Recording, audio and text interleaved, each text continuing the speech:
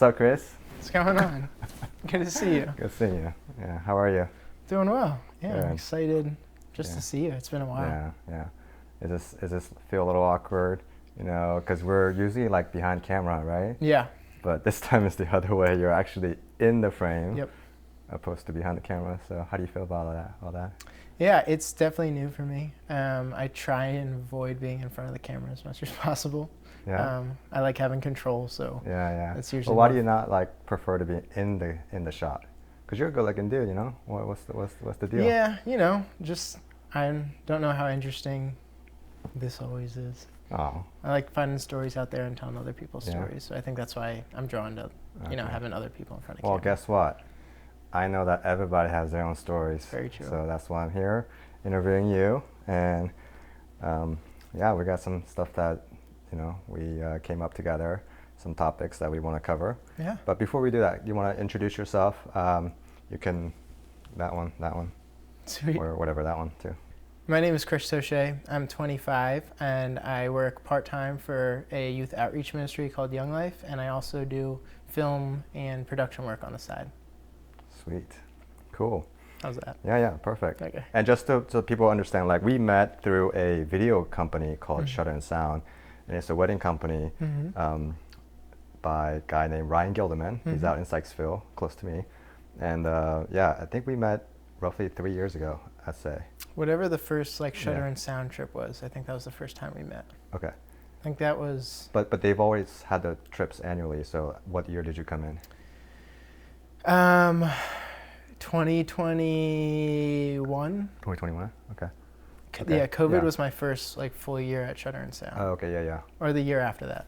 Okay. So Because maybe I think I came in 2022. 2020 or 21, I forget. Yeah. But, okay. Feels so long ago at this point. Yeah. So in that group, we have a variety of thinkers, right? A variety of talent too. We have a lot of really talented people that doesn't just do film work or wedding work, but they do other work like commercial, documentary, short film, feature film, etc. And but one of the thing that makes up that group is that we have a core guys.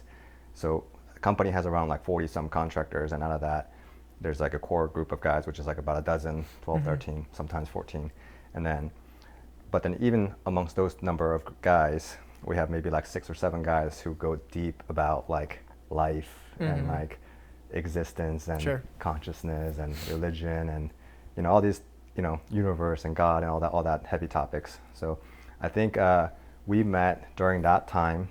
I think you probably heard me as a theistic person trying to convey these guys, and then it was difficult, obviously, but and then later we got connected, and then I found that you were a believer, and then that's how we became friends. So it was pretty wild. Yeah. I feel like because there could have been, who knows who could have ended up on that trip. I was surprised. I don't know why, my first year with the company, I don't really know why I was on the trip. But it was cool, and me not knowing anyone there, hearing that someone else was a believer is always sweet. And, I mean, I'm fine. I love talking to anyone. But it's cool to know that there's another, at least for me, my first year there, it was cool to know that there's another believer who's kind of doing the same thing as me.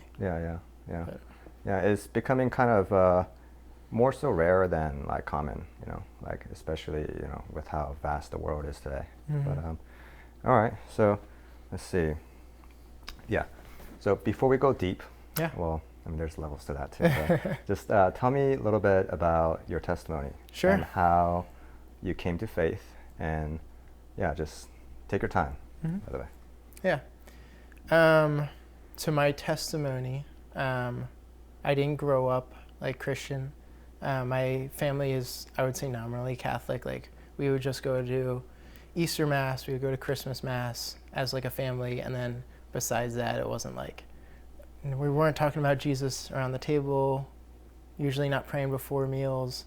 I'm not gonna say I don't know where my family's at with a lot of it. I would say that none of them are really following Jesus at this point. So I grew up in that kind of family.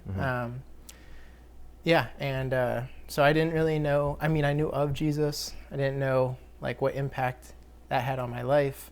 And I would definitely say I was not following him at the time. Yeah. So then what made you like think that Christianity was real rather than, I mean, you were still in that theistic realm, right? Like you were saying, growing up in Catholic, sure, which is still the same family tree of the monotheistic view. But what like prompted you to go deeper and be like, all right, Christianity, there's Jesus, right? And he like came in a man form, he died on a cross. Like, how did all that stuff like start to make sense? It took a long time, and it took a lot of people pursuing me. I think that's just the best way to put it. When I was in high school, I wanted more than anything to be like known and recognized by other people. I was like constantly fighting for other people's affirmation, other people's love. And that just drove me down like doing whatever I possibly could to earn it. And a big part of my childhood and my life still today, it was soccer. And whether that was like with coaches or my dad, the way like I felt love was like, hey, if you score, if you play well, then like that's what I felt. Like when other people were patting me on the back, when saying like, hey, good job, Chris, that was everything to me. So that being said, I played college soccer, I played high school, I played club soccer, like soccer was my entire life. My sophomore year in high school, I tore a ligament in my ankle. And when I did that, I was out for about 8 months. And when you take away the only thing that I felt like was giving me any kind of life, any kind of love from anyone, it was a really dark time for me. So I had to find something that would fill that soccer void, right? I had to find something that would give me that affirmation that I was looking for other people. So during that time, I found my love for filmmaking and photography, and I dove full. Wait, how old were you at this time? This was my sophomore year in high school, so I was 14, 15, 13 or 14? Like 15-ish, I think. Yeah. Man, you started young. Dude, I'm so late to this game, but anyway, keep going. I feel like I'm late to the game. No. So I was about 14 or 15, and since I couldn't play soccer, I dove fully into filmmaking and photography, and I loved it. And coming from a family of artists, I think I was naturally like pretty good at it. And it was really cool because I was just jumping into these classes for the first time and these different clubs, and like I was getting recognition for my work. People were like, "Oh, Chris, you're really good at this," and I was just like, "Oh, it's another thing that I can jump into to kind of like grab love, to grab affirmation, to grab any kind of noticement from like anyone else." So 6 months go by. I'm basically all healed up. I start playing soccer again. And now I'm in this completely weird headspace because I am like fighting these two different personalities I now have. I have like this athletic soccer side of me. I have this artsy filmmaking side of me. And like those never really mixed for me. So my like people pleasing problem got so bad that I remember like I would like change what I was wearing when I was going to like classes depending on like what type of person I was seeing. So like if I was going to like my history class where I knew who some soccer guys were, I would make sure I'd like put on like my soccer jacket. I'd stop by my locker to put on like soccer stuff. And then if I was going to like my filmmaking classes, like this is how badly like I wanted to be loved by these people. Like it's so sick thinking back on it. Can I say something real quick? Yeah. So we have some similarities, man, and I think this is kind of how we also became friends. But I was an athlete my whole life growing up. Soccer was my first love actually, and then I hurt my ankle during freshman year of high school, and I was the last guy to finish the race during the trial, and so I didn't make the team, and that was like so heartbroken. And then that led me to like wrestling, and the wrestling led to like combat sport eventually. But I completely understand that the conflict between like athletic mindset to like artistic mindset, and then like it just like, how do I gel these together? You know what I mean? It's difficult because it's a whole other like a world of people also in that category. And but in terms of the whole want to be loved by other people, I would say I also went through that too. Because in high school I had like a little bit of a identity crisis moment. I was like emo. I had longer hair than this actually, and then it was like I had a highlight of blonde and brown hair. Love it. You gotta send me some of those pictures sometime. Hardcore skater. Not like a complete like goth or anything, but like emo, you know? Yeah. And then I hung out with all the skater kids and skipped school and all that. And then towards like junior years or so, I became like a gangster. Okay. So I started wearing t-shirt down to my knees and just playing basketball. Because I play all kinds of sport, and then basketball was really big, basketball and football. Sure. So I played that, and then you know, still got picked on because I was the only Asian kid everywhere I went, and then so that led me into like that wrestling stuff, and then the combat. But yeah, man, dude, I think just about all of my friends, or even like a lot of adults that I know, we all kind of go through that phase, though. You know what I mean? Like wanting to be loved, wanting to be accepted, just want to fit in, type of thing. Yeah. Yeah. Yeah. I mean, that was everything for me, like looking for acceptance, looking for love from other people. Like I needed that, and that's why I was going to these extremes, like trying to pull at anything just to grab it. Yeah, so it got like really bad sophomore year, junior year, like pretending it's the best way I could say it. Like I was just pretending to be someone I wasn't, depending on like who I was around. During my high school career, or soccer career at high school, I got really close with our assistant coach on the soccer team. His name's Jeff. He's one of my best friends to this day. And he worked for Young Life in Montgomery County. So he worked for Young Life. He was the assistant coach there. And he, like, talk about persistence, dude. Yeah. He was that guy in my life. Oh, wow. Yeah. He was, like, every week, like, inviting me to whatever Young Life event was going on. I have like receipts on my phone from like when he would text me, and I just like wouldn't respond because I wanted nothing to do with Young Life. No part of me wanted anything to do with like any kind of like Christian community like that. It was, and he would just continually invite me. The whole 4 years I was at Upper Dublin, continually invited me to everything that they had going on. So basically 4 years go by. I graduate high school, and Jeff, one last ditch effort, just like, hey, I want you to come to summer camp with me.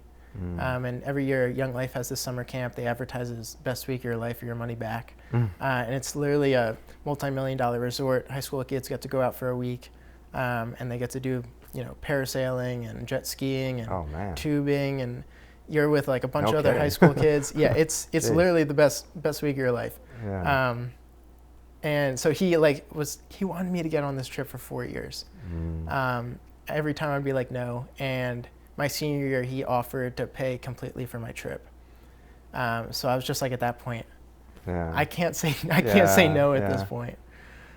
So that summer, in between graduating high school and going to college, I went to summer camp, and I went parasailing, and I went jet skiing, and it was 100% the best week of my life. I still have maybe I should talk to some of my church friends, be like, you know what, instead of like these little church, you know, events with free food, kick up a next level, dangle a little bit of pair skiing and all that stuff to them. Yeah, it's crazy. It's fun. Yeah, so and then that week at camp, you know, with all the fun things we were doing, there was a camp speaker, and throughout the week he gave the whole gospel story. And again, like I heard of Jesus, but I never heard the gospel in a way that was like, oh, this is a story for me. Yeah. And I've never heard it that clearly before. And I think that's one of the best things Young Life still does to this day, is how clearly. Do you remember much? Can you just share that moment, like that impact? Like, yeah. What, like, because a lot of people, like you said, we wear the title Christian or Jew or Catholic, and this is like a common thing for a lot of like Western society people, right? Sure. Because Western dominant religion is Christianity, right? Or like atheism. So like, but then like, we all grew up in this like sort of like a religious type of ritual mentality, or like, you know, traditional kind of like thing, you know, that but in hindsight, Christianity is not a religion, you know. Actually, religion in itself is just only man-made construct. Right. Like, relational is the origin of this thing called religion. But again, you know, So like tell me like when that shift happened, like you've heard of Jesus growing up, obviously. Yep. You've heard like about the Bible, there is God and like there is a creator and all that stuff. But then like what shifted in your head? Like what perspective like that speaker said that started to like change your mind? Two things. One was that this religion was not a religion. It was a relationship. And it was about this God who doesn't just like watch over you and wait for you to mess up. It was a God that loves you deeply. And then secondly, I heard the story of the lost son. First time I ever heard the story of the lost son, about the prodigal son, you mean? The prodigal son, yeah. Dude who asked his dad for his inheritance, takes all of his inheritance, basically saying, F you, Dad, I want no part of you or this family. Goes, squanders all of his money in wild living, and his life sucks so bad that he decides to go back to his father. And his father's just waiting for him with open arms. And instead of disciplining him or telling him everything he's done wrong, he gives him a robe, gives him a ring. And dude, that's the love that I was like waiting for my whole life. That's the love that I was waiting for, like to know that there was someone that, you know, it wasn't about the things that I did. It wasn't the performance in soccer or the grades that I got. It wasn't like how well I did my chores, or it was just like someone loves you just because of who you were created to be. And like that he created you and he wants you. And that's something I've never heard before. And I realized that like my whole high school career, I was dying for someone to love me in that way. And that's the way God loves you. I'm curious, did you have a lot of friends in general growing up? Yeah, I would say I had good groups of friends. I think I struggled with having like really, really close friends. Close friends, okay. But I think I was in like a lot of different groups, and because I had soccer, because I had like my core group of like buddies in my neighborhood, because I had my arts guys, my baseball guys, I had like groups of friends in a bunch of different places. Gotcha. But I think finding like really, really close friends was something I always struggled with. I see. Yeah. Did you always want like that, like a best friend like level? But then there's also levels to that too, you know, in terms of friendship. Yeah, and I think I did have like a best friend. And I think it's like I have like, I would say best friends now. They're just completely different than my best friends, you know, back in the day. Yeah. But yeah, I think it was more just I had groups of friends, people that I knew, people I could hang out with. I'm curious, like a lot of guys, you know, we don't really chase for acceptance like the way how girls do. And by no means I'm being sexist, okay? But in general, we have more ambition. So guys are like all about like going out, experiencing like new things and like conquering type of mentality, you know, like, don't really care if someone like me or not. You know, a lot of guys like can be that way, you know? But like, why do you think that you desperately wanted like this love from people? What do you think? Yeah, that's a good question. Why did I want this love? Yeah. I think there's a lot that goes into that. And I think just because, one, the way that I was searching for love, I was getting all these different types of love, if you will, in like a bunch of different ways. And like I was saying before, like none of those were satisfactory. Like I love my parents very deeply. They're the greatest people in the world. But I would say both of them love very differently. So that was like challenging in its own growing up. Like it's not true. My dad loves me unconditionally, but I felt like a lot of times growing up, like I really needed to earn his love. And my mom was like the complete opposite way. She was just like pouring love out on you all the time, to the point where it's just like, all right, I can screw up and I know like she won't care, she'll love me. And like I needed some kind of correctional love from my mom as well. So earlier off camera, I asked you if you have siblings, and you say you have an older brother and younger sister. So you're the middle child. Yeah, I am the middle child. I don't know how stereotyped this is true, but you know how middle child doesn't really, like, they're sort of like disregarded, like a black sheep type of thing, you know, amongst like the siblings. Yeah. So did you felt that a little bit growing up, or? No, growing up was weird. It wasn't weird, but like if you were to ask my family or my brother and sister, they would say I'm the stereotypical middle child. But feeling left out, that was never me. I think because I played soccer at like such a high level growing up, my dad was always with me. Okay. He was always like pushing me. He was always the one that was like with me all the time. So I personally never felt like I was disregarded. Would you say there's some stoicism between you guys, or like he has a little bit of stoicism? Because you say you felt like you had to like earn his love type of thing. You know, he's not very. I'm assuming he's not very verbal about saying like, "I love you," or like maybe he doesn't express it too much. Is that right? I think my dad expresses love in different ways than maybe that I was like searching for. Like my dad loved me because he sacrificed his whole career to take me to practices 3 or 4 times a week, and then every weekend we had games. Sacrificed his career, sacrificed time with his wife and my brother and sister. And I think that's like a love that I can never repay. Well, what kind of love did he show you then? I think just being there. He did tell me like, I love you, I care for you. And he always knew soccer was like, it was just a part of my life. Like I was a bigger person than just soccer. So if he was always there for you, then what type of love were you searching from him specifically? I think more of like, I think I just have like memories of like me playing badly or me not performing the way that I should have. And because of that, like he would get upset or frustrated, or like I remember sometimes we just like wouldn't talk the whole ride home just because he was like really upset. And I think that just like kind of like burns. He showed it like that? What was that? He showed it like that? Yeah, and I don't think any of it was like intentional. But like thinking back on it now, like he sacrificed everything. So like for me to like not perform one week. Okay, I'm starting to understand the dynamics here. Okay. And again, I think I blow a little bit of this like out of proportion. Like my dad loves in crazy ways, but it wasn't like, I guess, the love that I was like really searching for. But that was all the love I was searching for was all completed in what Christ did for me on the cross, and learning about that God loves me that much.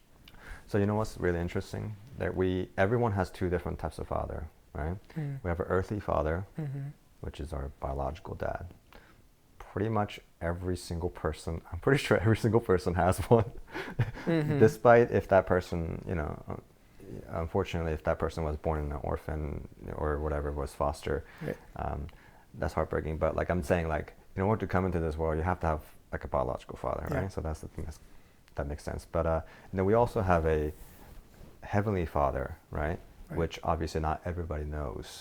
And this is the thing that I think many true Christians are trying to reach the world, trying to tell people that, look, we all, in a sense, are looking for love.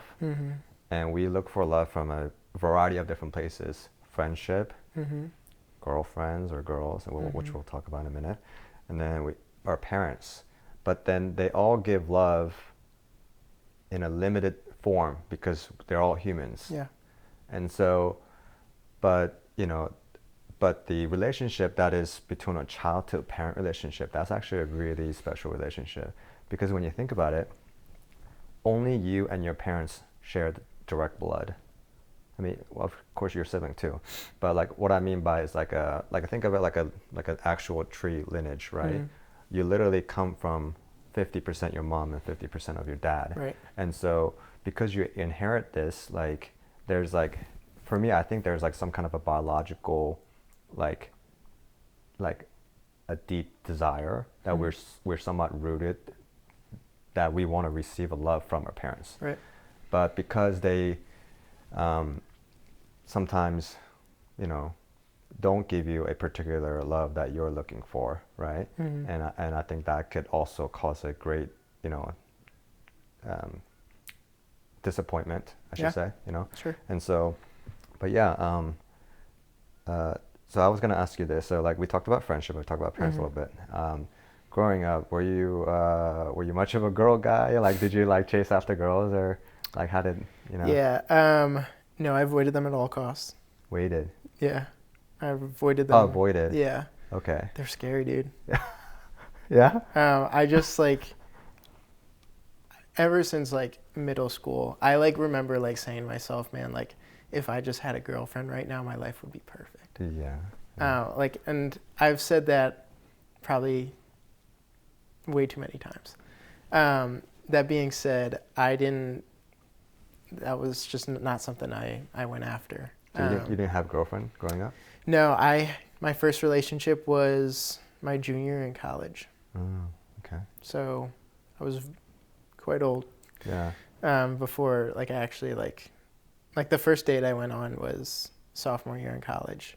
Yeah. And I didn't start actually dating someone until my junior year of college. Okay. And is this roughly the same time you were pursuing God? So, yeah, about my junior year in college was really when things started to click for me. Okay. It's when, again, people just kept pursuing me. Yeah. And I felt like a need to chase after God harder than I was. I met the Lord in 2017 at Young Life Camp. I fully accepted his love, what he did for me on the cross. And then for the next 3-ish years, I would say it was me just trying to figure it out. And it was really really hard trying to go into college as a Christian. Yeah. There's a million different things. Yeah. And a baby Christian. What were you studying in college? TV and film. Oh, okay. Yeah. Okay. So you're experiencing a million different things in college. You're trying to figure it out. And then, so yeah, I didn't really start pursuing the Lord fully until my junior year of college. So by that time, that was about the time when I started dating the first girl, my girlfriend. Yeah, okay. Just curious, so prior to really meeting God and having a girlfriend, did you always conceptualize monogamy relationship, obviously, right? I mean, I think, that's pretty obvious, but I'm assuming because you care so much about this love that relationship is all about that, right? So, but the relationship between a man and a woman, that's a categorically that's different. It's different than just it's not just friends, right? Yeah. But men and women were created for one another, right? And biologically only these two different sexes can come together to procreate life, right? So in that regards, the relationship between a man to a woman is a special category of love, right? You can have friendship, same-sex friendships to opposite sex, that whatever. Sure. And then, like I said, sibling and parents and grandparents, that's all different. But I'm talking about spouse, that's in a way, I don't know if I want to personally categorize it as greater than you and your parents, because that's equally really deep, Yeah. But then, if you technically think about it, I guess there's the hierarchy of the relationship is you and God, right? And then right under that, it would be your spouse. I mean, it would make sense, right? I mean, actually, sure. it is. Actually, biblically, it is, because you will leave your mother and father. Right, I would agree with that. Yeah, and then I guess it would be your parents after. But I mean, it's because I revere my parents very much. I really, and I have a very close relationship with them. So, did you think that, were you afraid of the relationship failing possibly? Is that why you were so afraid of girls? Or why did you not pursue that category of relationship? Because you have friends and family and things like that, but you didn't really pursue of having a girlfriend. Yeah. I think it just comes back to wanting affirmation and love from other people. The idea of being rejected by a girl. Yeah. Dude, that would have killed me. That would have destroyed me. And I remember getting close to some girls in high school, wanting to ask them out, wanting to ask them to dance and stuff like that. But ultimately, I couldn't get myself to do it because that thought of being vulnerable with someone and then them not returning that interest or love that I had for them, that would have killed me. So I think it all just boils down to my need for wanting to be loved, and then also my fear of not getting that in return. Gosh, man. So I wasn't gonna mention anything about this, but my first best friend I made here in America, was named Mark, and he was Italian. And I think I told you off camera, all my best friends were Italian. Yeah. And he was my first best friend, and I met him back in 2002, 2001. And yeah, I mean, but he later around, at the age of 27, he unfortunately overdosed and passed away. I'm sorry. And that was the first of 7 people that were close to me in my life in the span of 2 years, in 2017 to 2019. But when Mark died, the cause of him overdosing, one of the reasons why he got into the world of drugs is because he got his heart broken. And I didn't understand that at the time. I'm like, dude, man up, like who cares? There's so many other girls out there, and like, because I've never like loved a girl like that, like the way he did, you know. So I didn't experience that, so I didn't know what that does to a guy, you know. And then later in 2014, I met this girl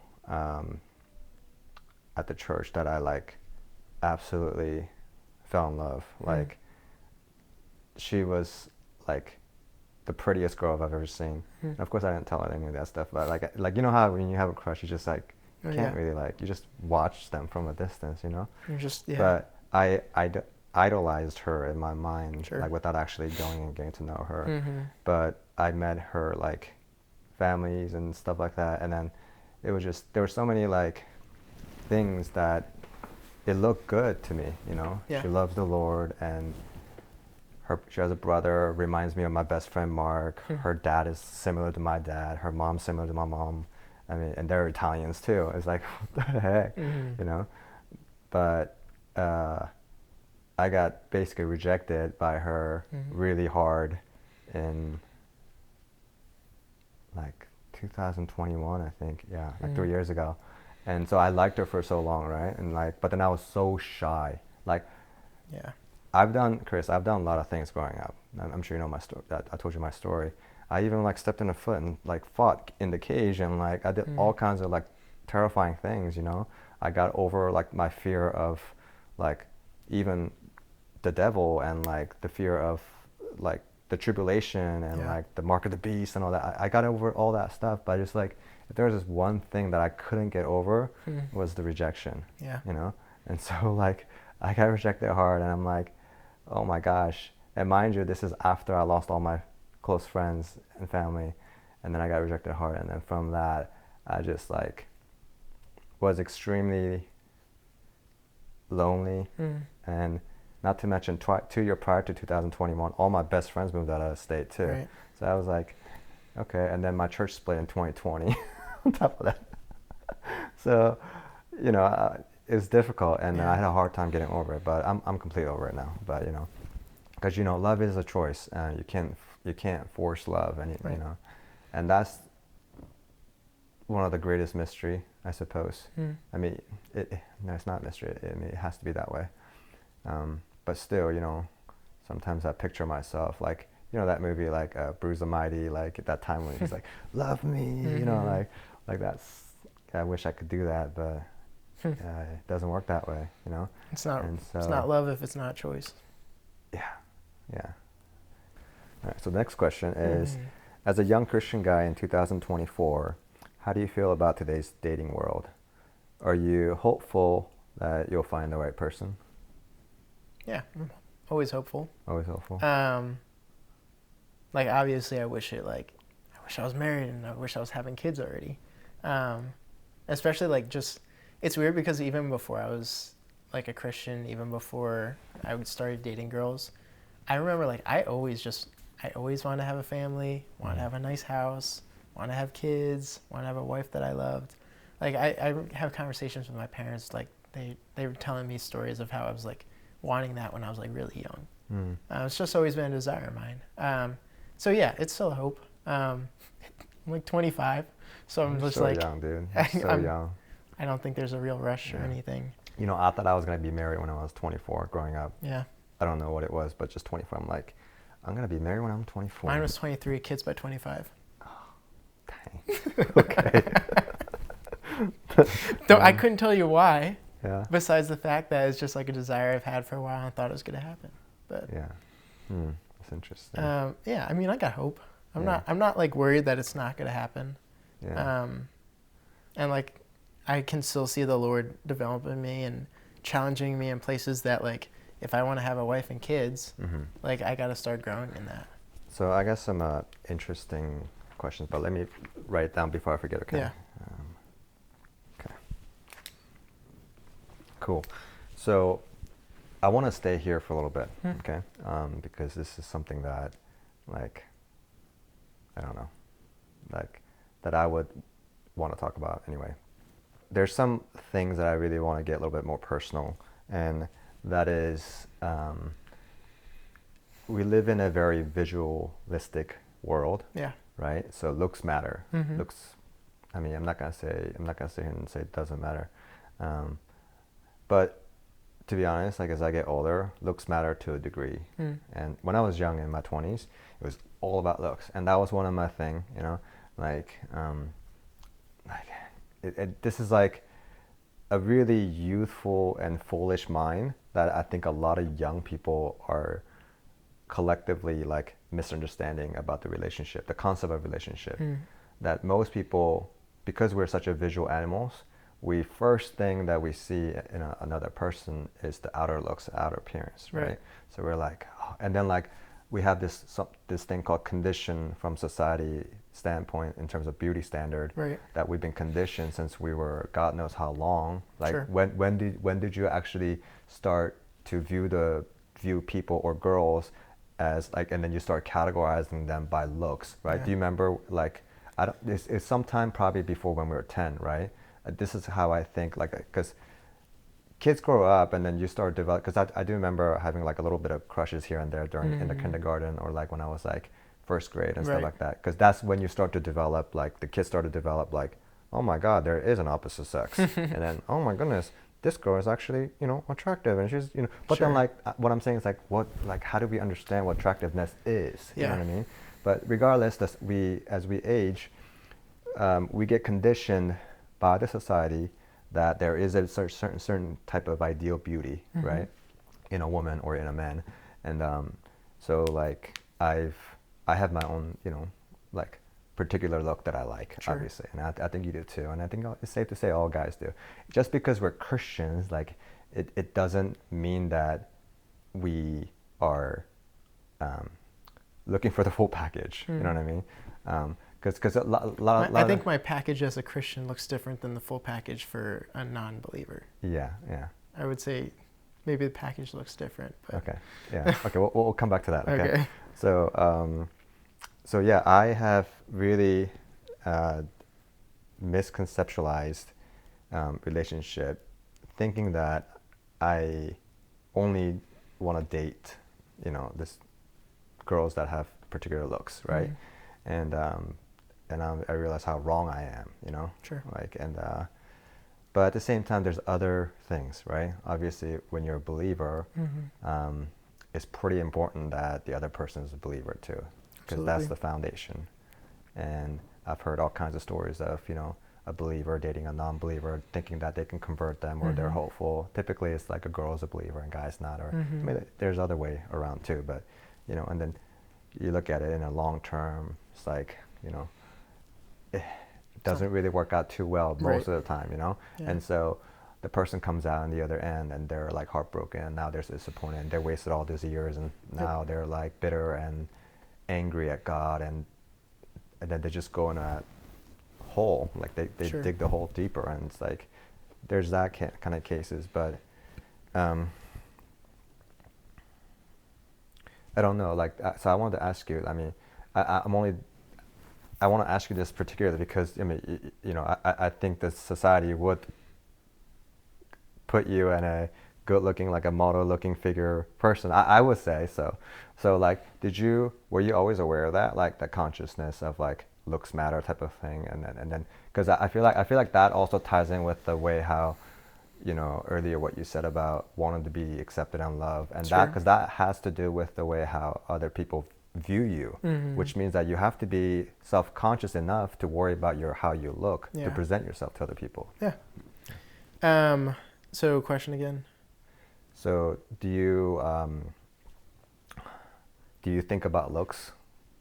Does look play? Of course I do. I think that has changed a lot since I was middle school, high school, where I'm just like, there are certain things that like me and my friends would like look for in girls. You know, I remember going over like some of my friends' house, and they'd have like the Sports Illustrated swimsuit, and then that's what we would do. We just like flip through the page and be like, oh, she's hot because, you know, she's flaunting this or whatever. So there's like, obviously there's ideas that get put in your head at a young age that this person is beautiful because of this, or this person is attractive because of this. Do I still like look at someone and think like they're attractive? Yeah. Like, I don't think that ever really goes away. But I think the longer, I guess the older you get, at least for me, and as I've like developed more in like what I'm looking for in a wife, because that's the ultimate goal of, you know, dating and all of that, that the balances start to shift, right? So now like one of the last girls I dated, like I don't remember like thinking before, you know, oh, she's like super, super pretty, like she's exactly my type. But then the more I got together with her, the more like time we just spent being friends, the more attracted like I was to her. So I think like, yes, there is like something that I look for. There is like something that's very attractive to me. But I think it's also changed from where like that was everything growing up to now that's just like, oh yeah, I want to be attracted to my wife. But it's also not going to be like, oh, I don't want to date this person because they're not exactly my type, or they're not exactly have this characteristic or something. Okay, so let me ask you now. You told me like, you know, obviously you take relationships extremely careful, right? So I want to ask you, why are you currently single?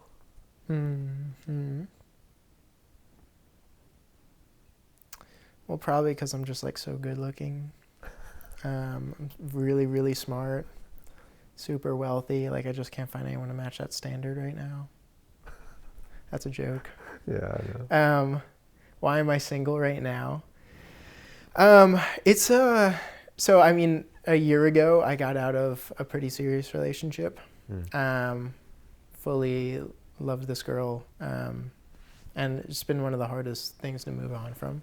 And I think you're right. Like when you know, you talk about marriage and you picture a life together with someone, it's hard. Like for me, I'm like loyal. That's like my thing. And when I start dating you, it's just like, and that's, you know, one of the problems that I have, where I'm just like so fully in that there's no backing out. I want more people to realize that when men love a woman and they make up their mind to marry this woman, right? That's a whole different level of like what this quote love that does, like the social media and like all this, you know, like a low societal standpoint portray, you know, because you know right now we have a huge war between men and women, right, in this country. Like the whole, you know, feminist movement is big, but like there's all kinds of political junk too. But then like particularly a war between men and women is like, you know, women. Okay, first of all, we live in a very like messed up hookup culture based society right now. Yeah, and I think, sorry, I don't mean to cut you off, but I also think that's part of the reason, like when you said before, like I want women to know, like when a man like loves you and like intends to marry you, I think a lot of women have been hurt by a lot of guys that have said I love you, and like have said the words like I want to marry you. Yeah. So I think that's coming from a deep place of hurt, and that's coming from a deep place of like, hey, some girls have been really wronged by a lot of guys. And I'm not saying like I'm perfect, I'm not saying you're perfect. But I think, yes, when I think there are a lot of people that are like, when they say I love you, when I want to marry you, they like fully mean it. They fully mean like I'm going 100% in, there's no backing out. So sorry, I didn't mean to cut you off, but I think it's just fair to say that like, of course. Yeah, it's got to be acknowledged that there's a lot of not great guys that have said some not true things to get some things. Because I'm honest, in a technical standpoint, the reason why there is such thing as feminism or feminism is because if you trace back history, you know, men, we're responsible. You know, we're responsible for broken homes, and we're responsible for the idea of polygamy, the idea of just, you know, living sinful and not actually dealing with the consequence, you know. And men, we're selfish, we're greedy, we just always want more. You know what I mean? There's like this thing that men are always chasing. It's like you're climbing a mountain that is made out of sand. You're just like, no matter how much you reach up to grab it, you're not actually like climbing, but you're always like pursuing the act of climbing. You know what I mean? So, and this is the same thing with the relationship thing, but also, you know, in a modern society, this whole thing about lust is not only for men either, right? Women also lust, and women also go through great deals of like these temptation in their minds. And I think in general, because of social media, you know, I think a lot of people, it encouraged a lot of people to conceptualize like and idolize what this glory of the first stage of relationship, but also like this like fancy lifestyle, like a travel lifestyle, whatever. Because a lot of young people, like especially they're good looking and they're like influencer or whatever, right? That's the lifestyle. You know, and then you're just like, you know, chasing the cloud type of thing, you know, like, and having certain amount of followers, and because that equates to you're somebody and that you're loved and all that kind of stuff. So it's like, man, it's like, but then you see a lot of like, there's so much complication right now. You have a lot of divorce rate, which is a real problem. I think the rate is like over 60%, I believe. And what a lot of traditional men are facing is like, you know, a lot of women in their 30s with kids, you know, having gone through a lot of breakups and a lot of other whatever traumas, and, you know, lack of better word, body count, high body count, whatever, you know, but men also can have that too. But it's like, but then there are legitimate, good Christian women and men in this world. We're like having to blend in with the world and all these other people, because we live in a one society, right? We don't live in a different worlds. We actually have in a, you know, grounding reality that we're all part of. So it's like, it's very difficult for like a real God-fearing young people these days who are singles to like, I don't know, to be like absolutely hopeful of like, you know, the marriage. I don't know. I'm not trying to be pessimistic here. No. I'm just, you know, just I think I'm also, I can be positive to a fault at some point. So yeah, I mean, I've seen like a lot of like dating apps are insane. I personally am just like, I don't know where I'm gonna meet someone my age at this point. Like, just like, on a film set, probably not. And if I do meet someone my age on a film set, is she going to be a Christian? Chances are probably low. Then, like, I don't know, with ministry stuff, I'm like, I'm doing that all the time. I don't have like a crazy social life where I'm just like going to bars and meeting people.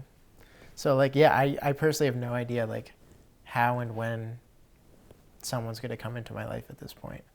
But like, to think that there's not going to happen. So one of my dilemma, I'm going to be honest, and I'm going to probably sound like a butthole for saying this, or even like exposing that I have this idea in my head. Okay? Sure. So earlier we talked about looks. So looks do matter. I'm not going to lie. Like you said, I think looks will always be there, you know, like it's going to always be back of our heads. But I've always thought, for some odd reason, in a Christian environment, I didn't really find any like physically attractive girls. I don't know if you ever felt that way, but I've always thought like the girls in the world were a lot more physically attractive, you know? And so like, again, you know, and I sort of like had this idea that Christian girls are like plain Jenny type of personality. Do you know what that means? Yeah. Yeah. So it's like, they're not ambitious and they're not like bubbly, or they're just like there's like a church girl, you know what I mean? Like almost like a Catholic nun. That's like the way how I kind of view it. And again, this is how like foolish I was, right? And not to mention in society, it doesn't matter if you're Christian or not. In general, girls are not gonna pursue guys, you know, and some actually I've had girls come approach me, which is I think that's like very different. I personally find that stuff really attractive. Sure. Because it's like very different, right? Yeah. I like this break. You're interested in me? Nice. Let's have a conversation. Yeah, I like the whole anything that breaks the stereotype. Basically, that's what I like. But yeah, so like I don't know. I mean, did you ever experience anything like that, where you think like girls being interested in me? No, like not finding the Christian girls very, you know, appealing, but rather you were chasing after like, you know, girls in the world.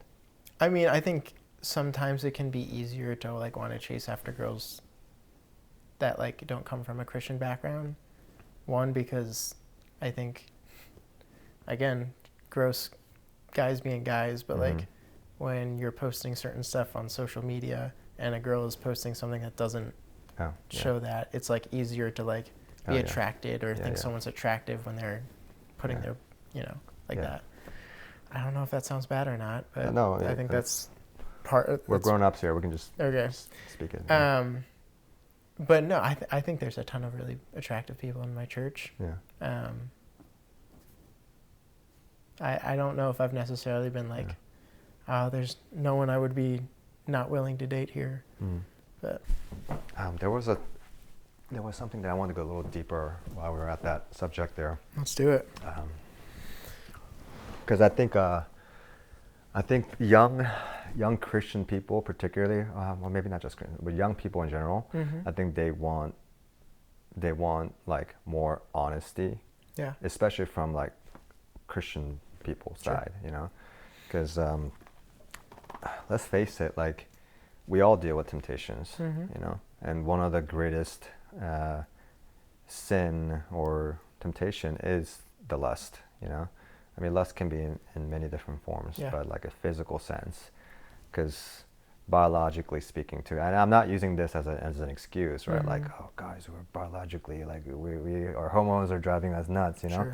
I mean, sure, like sometimes, you know, you wake up in the morning and hello, somebody wakes up right before you type of thing, you know? But it's like, but we have to learn to like have self-control, you know? And like discipline, like a true God's discipline, you know, and but at the same time, it's incredibly difficult because we have this thing called internet, where we actually have to be part of it, even if we don't want to. And there are ads, there are freaking algorithms sometimes. Like you don't, even if you don't want to look at that stuff, right? Like even like there, you know, all these images, right? And it's just like there, and then you're like, oh my goodness, like you can't get away from it. Like it's in every movie, you know, that like glorifies sex, right? The whole hookup culture ideas and things like that is everywhere, and so like it can be very difficult, you know. I'm not gonna lie, like I think if I'm not mistaken, and if I'm accurately trying to like assume, I mean this is me assuming, but like I think it's more accurate than that, but I'm pretty sure even the highest level of pastors and like everybody, it doesn't matter how deep of a Christian you are, you're still gonna have to face these temptations. That's what I'm trying to say. You know, Jesus faced the temptations. He's the highest of the high. If he's facing the temptations, you sure as bet we're gonna face them too. So I'm just curious, like, what do you do to like, what do you personally do to like get away from all this? I was actually talking to one of my buddies about this the other day. He said it in this way: Instagram, like social media like that, it's a minefield. And either you can walk through it or you don't have to walk through it. Like you can choose not to be on Instagram. You can choose not to, you know, be on Snapchat You can choose not to go on some of these websites that are a minefield. Like, it's a choice to walk through it or not walk through it. So I think part of it has to come down to, like, hey, you don't have to be doing these things, and you can acknowledge that. Like, yes, like, I think everyone's on Instagram, but, like, those things are on Instagram. Yeah. Right? Like, if you don't want to lust, like, you follow a bunch of girls, I would recommend not going on Instagram. Yeah. Like, Paul says it, if something's causing you to stumble, cut it out. Or Jesus or whoever says that. Let me go a little one step further. Yeah. It's kind of like once you're given knowledge of good and evil, you know how you can't unsee it, right? So let's say this knowledge of lust, like you realize what lust is, okay? For most people, we learn this at a young age, right? But like, once you know that, you can't unsee it either. Like, you can't unlearn it, you know, unfortunately. You know, that's like, I think about this and I'm like, man, this is so, like, I don't know, torturous, you know? Like, I really don't, like, because when we get close to God, right, like the more we have closer intimacy with God, we don't want to sin. You know, we just, like, we're hypersensitive towards just about everything, you know, like, just like we know that like because your spirit man is so awake that there's, like, you realize that pretty much like 90+% of the things in this world are junks, you know what I mean? Or more than that, you know? And like, you can see that everybody's sort of living for this materialistic mindset, you know, like visualistic, like everything about, you know, looks and money, power, sex, that type of thing. You know, no one's really thinking about this spiritual stuff anymore, like especially young people, right? But like, I'm still gonna say this, because I'm a human being, very complicatedly intertwined with my spirit man, you know, that I'm still always going to be wrestling with these lustful temptations, you know what I mean? And so there are days where I'm just like, it like makes me not want to do anything, because I realize how sinful I am, and that, like, and even in my own mind, I don't know why I think these stuff. And I desperately pray, obviously, for God to take away these thoughts, right? But then sometimes I have days where it's just like, it's literally like a devil attacking my mind 24/7, you know? And I don't know if you ever have dealt with that kind of stuff. But absolutely. Yeah. I think I've dealt with a lot of the same stuff. And it's not like it's completely gone. Right. But like, I'm thinking about, like, a couple months ago, I think I was just going through a season where, like, I really wanted a girlfriend. I kept seeing some things on Instagram. Like, I was thinking a lot about stuff that I shouldn't be thinking about. Had to, like, delete Instagram just because I didn't want to give myself the temptation. And I'm just like, God, I'm begging you to take this thing away from me. It's not a good thing. Why are you not taking it away? And then I think I was praying something like that for like a week or two. And then one of my Young Life kids comes up to me and is just like, hey, I'm really struggling with this lust thing, and I need someone to walk through it with. And while you're struggling too. While I'm struggling too, I'm just like, hey, like, maybe this is why the Lord is, like, causing me to, like, have, or he's letting me go through this struggle right now, and he's not just taking it away. So now there's something that me and one of my Young Life kids can go through together. So, like, I would love for God to take away every temptation that I felt right in the moment. But I think he often uses a lot of... This is actually one of the questions that, one of the biggest questions that I have, and one of the questions that I am planning to ask other, like, my mentor figures and, like, even some pastors, you know. It's like, why do we continue to sin, even in our minds, you know? Like, and because I personally don't believe you pray 5-minute prayer in your life and you're saved for the rest of your life, and that you can go and do whatever you want. It doesn't work that way. It absolutely makes zero sense. You know why? This earthly realm that we're given, at most, 80 to 100 years, this is a speck of, not even a speck compared to eternal realm, right? Right. So you're telling me like 5-minute prayer that saves you for eternal realm? That absolutely doesn't make any sense to me. You know, so what makes sense to me is what Paul said, right?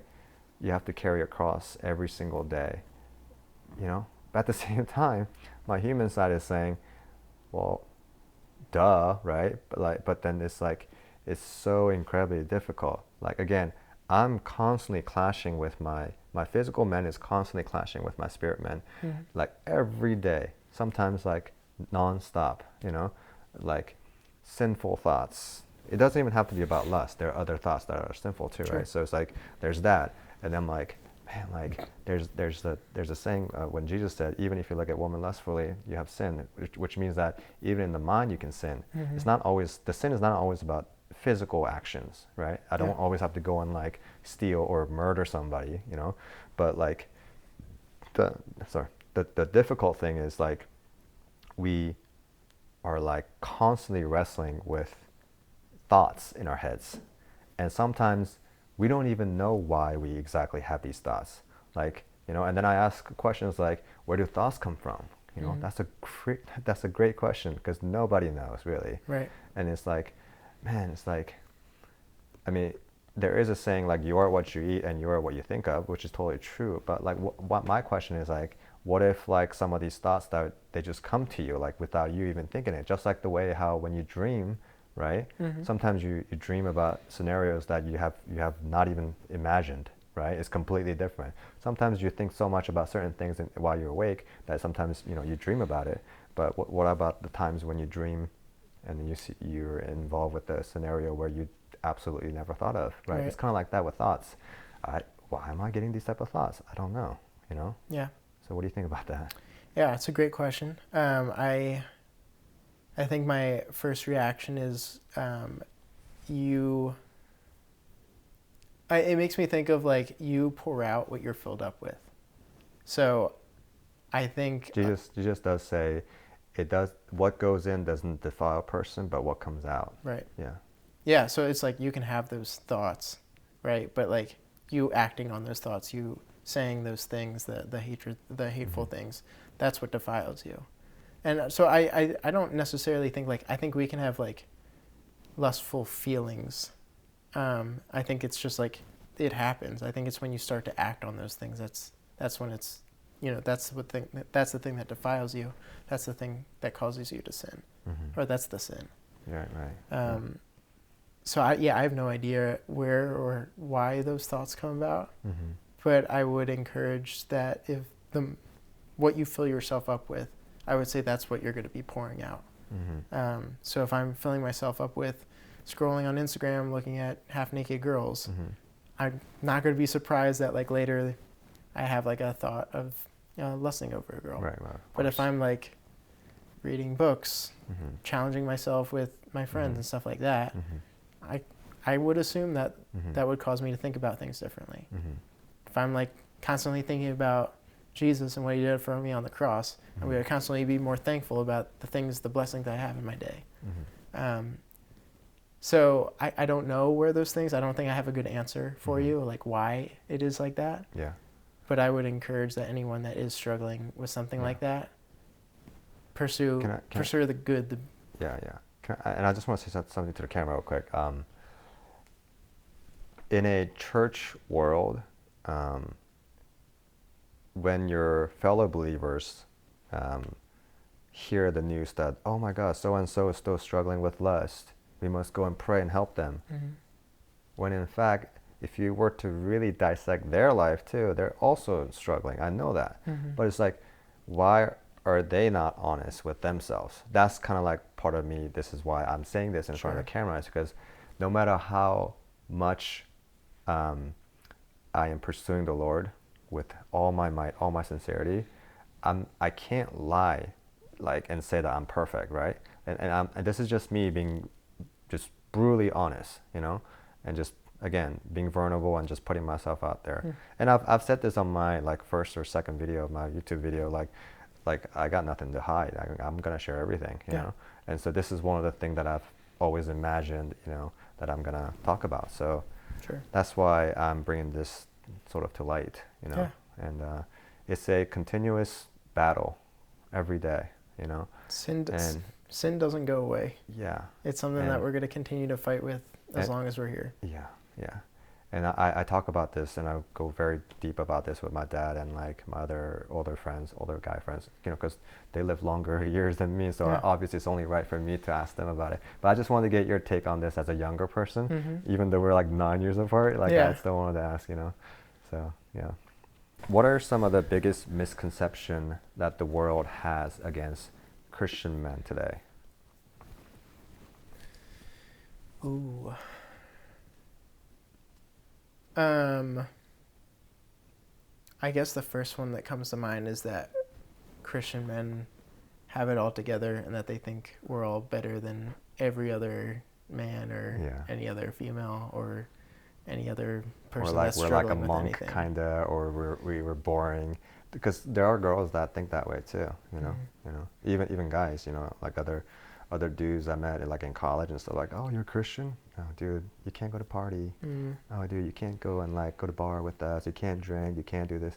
Like, it's another huge misconception. It is. Like Jesus is, like if you follow Jesus, like you can't have an enjoyable life. Jesus says, John 10:10, I have come to give life and life to the full. And there's only full life in Jesus. So, like, I think there's a lot. Well, let me backtrack. Because I don't want people to misunderstand. Like Jesus had a full life, he did whatever. No, it's not that. Jesus actually came for the sick and those who were needy, and so he didn't neglect on who he hung out with. He hung out with the tax collectors. He hung out with the drunkards. He hung out with everybody. He didn't just exclude himself to like, there you go, people with the open heart. Here I am. You're the sheepish looking people. He went to everybody. He even presented himself to Pharisees, the people who were like, that they had all the knowledge, you know. So I just wanted to clarify that real quick. But so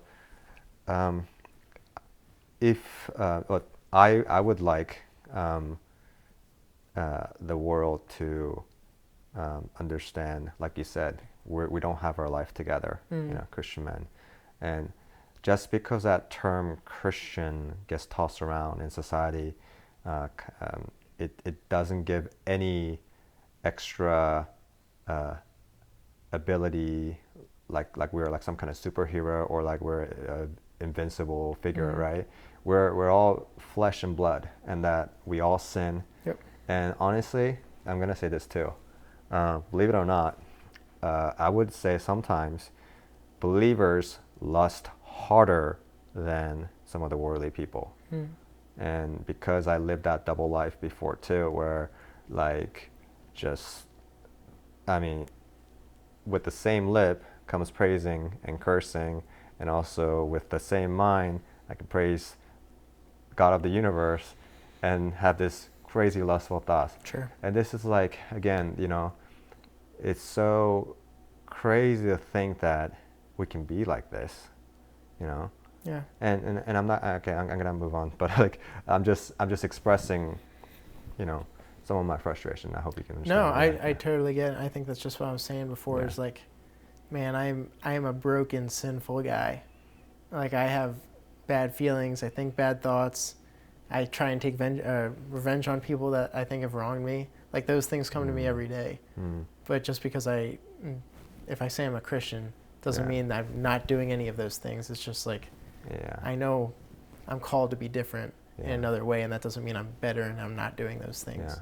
It's like I'm doing my best to get out of them. And I know that there's grace for me. And I know that there's someone that is helping me get out of that. Okay. Oh boy. Okay. Here's some more deeper questions. All right, let's do it. Have you asked God why you were born? Interesting. Have I asked God why I was born? Like what my purpose is? Essentially, that's another way of putting it, right? Okay. Yeah. So I don't think I've ever asked God why I was born. Like specifically in that kind of way. Like why do you exist? Yeah. I don't think I've like asked him like that. like straight up like that. Yeah.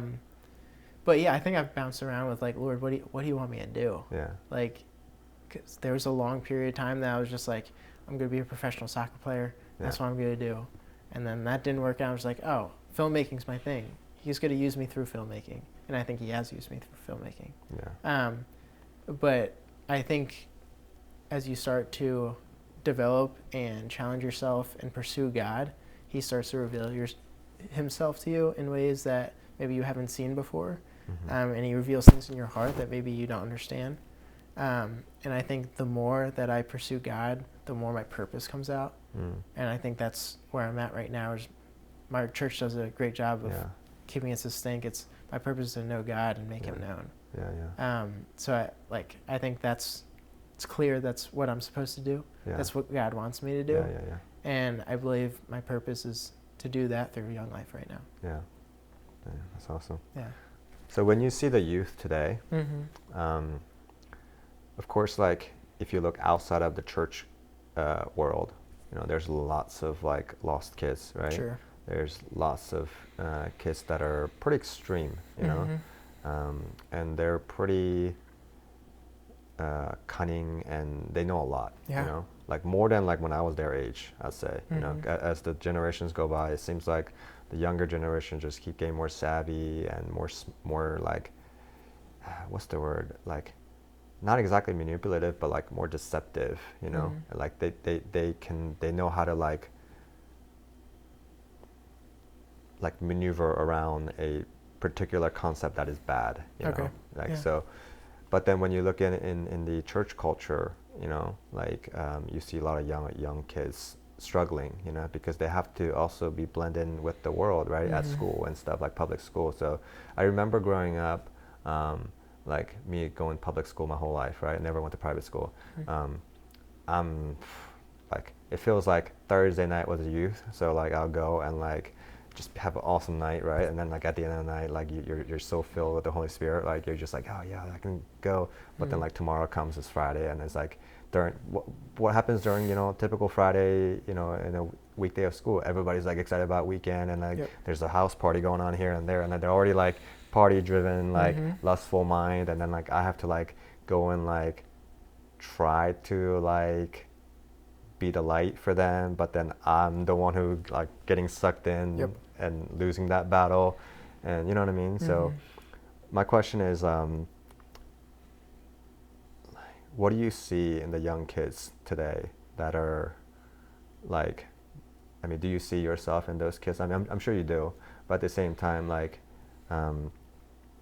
do you feel like the young kids today are actively trying to seek for the truth more or less? Yeah. I think, well, I see myself in the kids, and I'm like so thankful that I'm serving at the same high school that I went to, because like some of those kids I can see myself so much in them. Like some of them are going to these different things to try and find truth, to find life. So yeah, I see myself in them every time I go to one of our hangouts, every time I go and lead a lesson. It's just like I wish I was there on that couch when I was in high school. But yeah, and I think the kids are 100% looking for truth. And I think whether they know it or not, every one of them is searching for Jesus, right? Maybe they're searching for it, and they are searching for it in different ways. Some of them not good at all, right? Some of them are searching for it in relationships. Some of them are searching for it in grades, in the sports that they play, in drugs and alcohol. Like all anyone's trying to do when they go to any of those things is try and be filled in some way or the other. Like we all have some kind of need in our life, and that's why we go to those things. That's why we go to drugs. That's why we go to girls. That's why we go to trying to, you know, get the best grades or go to other people's approvals, because we're trying to fill a need that we have in our heart. And I think whether the kids know it or not, the need in their heart is the Jesus-sized hole, right? That only Jesus can fill. So I think maybe they don't really necessarily know that like Jesus is the one that they're searching for, but the truth that they're all looking for is Jesus. Why do you think pretty much all of us have that empty void? It's because we have the disease of sin. we are born into this broken world, and I think we're designed to be with our Creator, right? That's how it was at the beginning, with Adam and Eve. Before the sin, they dwelled with God. And I think that's what we all want in our heart. So we're inherently desiring to return back to that state. Yeah. We're created for that. Yeah. That's what we are created for. We were created with a relationship with God. So when we don't have that, we're going to search for something that fills it. And I think that's what I see in our high schoolers all the time. Yeah. And I think it's a real searching that they're looking for. Yeah. I don't think, I think when they come to youth group or when they come to Young Life, I don't know if they're necessarily Jesus is going to fix all my problems, but I think they're hearing something at youth group and at church and at Young Life that wait, that sounds like something that I want. That relationship is something that I want. Let me ask a question before I forget. Yeah. Just as the way how you also grew up in church or in the realm of believing God your whole life, but you didn't quite believe Jesus the way how you believe him now, sure. Right? And so all these kids, they're in the same boat as you and I were at one point, right? So how can you, if there's a piece of advice or a word of encouragement that you can give to these kids, what would that be so that they can cut that time in half? You know what I mean?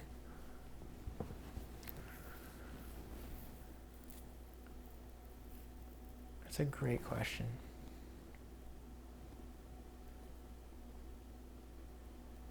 I don't know if I have I don't know if it's fair to be hey, I want to cut this time in half for you. 'Cause when I'm thinking about my testimony, yeah, I could have went to Young Life my freshman year of high school and met the Lord. But I think the Lord was pulling, he wasn't ready. He's no, we're going to wait till senior year. You're going to really, really need him. There's going to be something in, I needed him desperately my senior year in high school. So I don't know if, cutting that time in half is really up to me. But I would just be you got to be honest with yourselves. Is what you're going to right now to fill that hole, is that satisfying you? And I think that would be my question.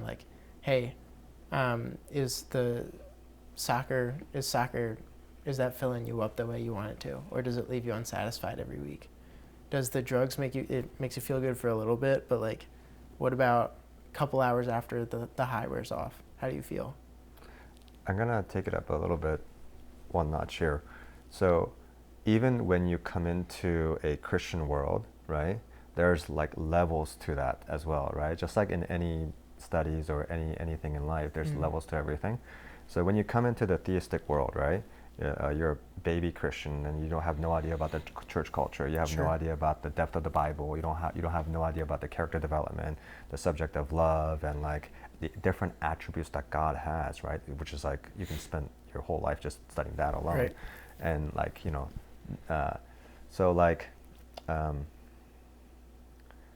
one thing that I wish a lot more Christian pastors or churches would emphasize is that when you take your Christian life to the next level, meaning that your sensitivity and awareness of the spiritual world, your spiritual eye is awakened, right?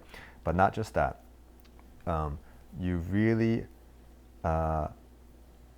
believe and know the works of Holy Spirit, and you're actively trying to live in a way where your life, your personal life, is no longer about the meaning of your own desires of the way how you want to actually pursue, but it's you're actually allowing God's master plan for human society, but you're accepting to follow that rather than your own ambition, right? And when you do this, Chris, I'm not sure if you experienced it, there's this thing called the attack of the enemy. I'm not sure if you've actually been spiritually, had encounters with spiritual attacks or anything like that. Or I know this might sound crazy, especially to those who don't understand this, who are watching. Right. there is a spiritual attack. So there's a many variety of ways, that it can come in a form of another friend, family member, or it could come from work. It could even come from within the church as well. Yeah. And like you know what I mean, like a very deep spiritual attack that come to you once you really awaken to the spiritual world. Another thing is like, I'm not sure if you had experience. Have you heard this thing called sleep paralysis before? I've heard of it. Yeah. So I've had this experience quite a bit growing up, and oftentimes this came when, like, my spirit man was more awake, and that like I wasn't really living for the active with the mindset of the world, but I was like, my spiritual mind was more awake, and it was just, I was more sensitive to the spiritual realm, right? During that time, this is when I would get attacked by so many enemies.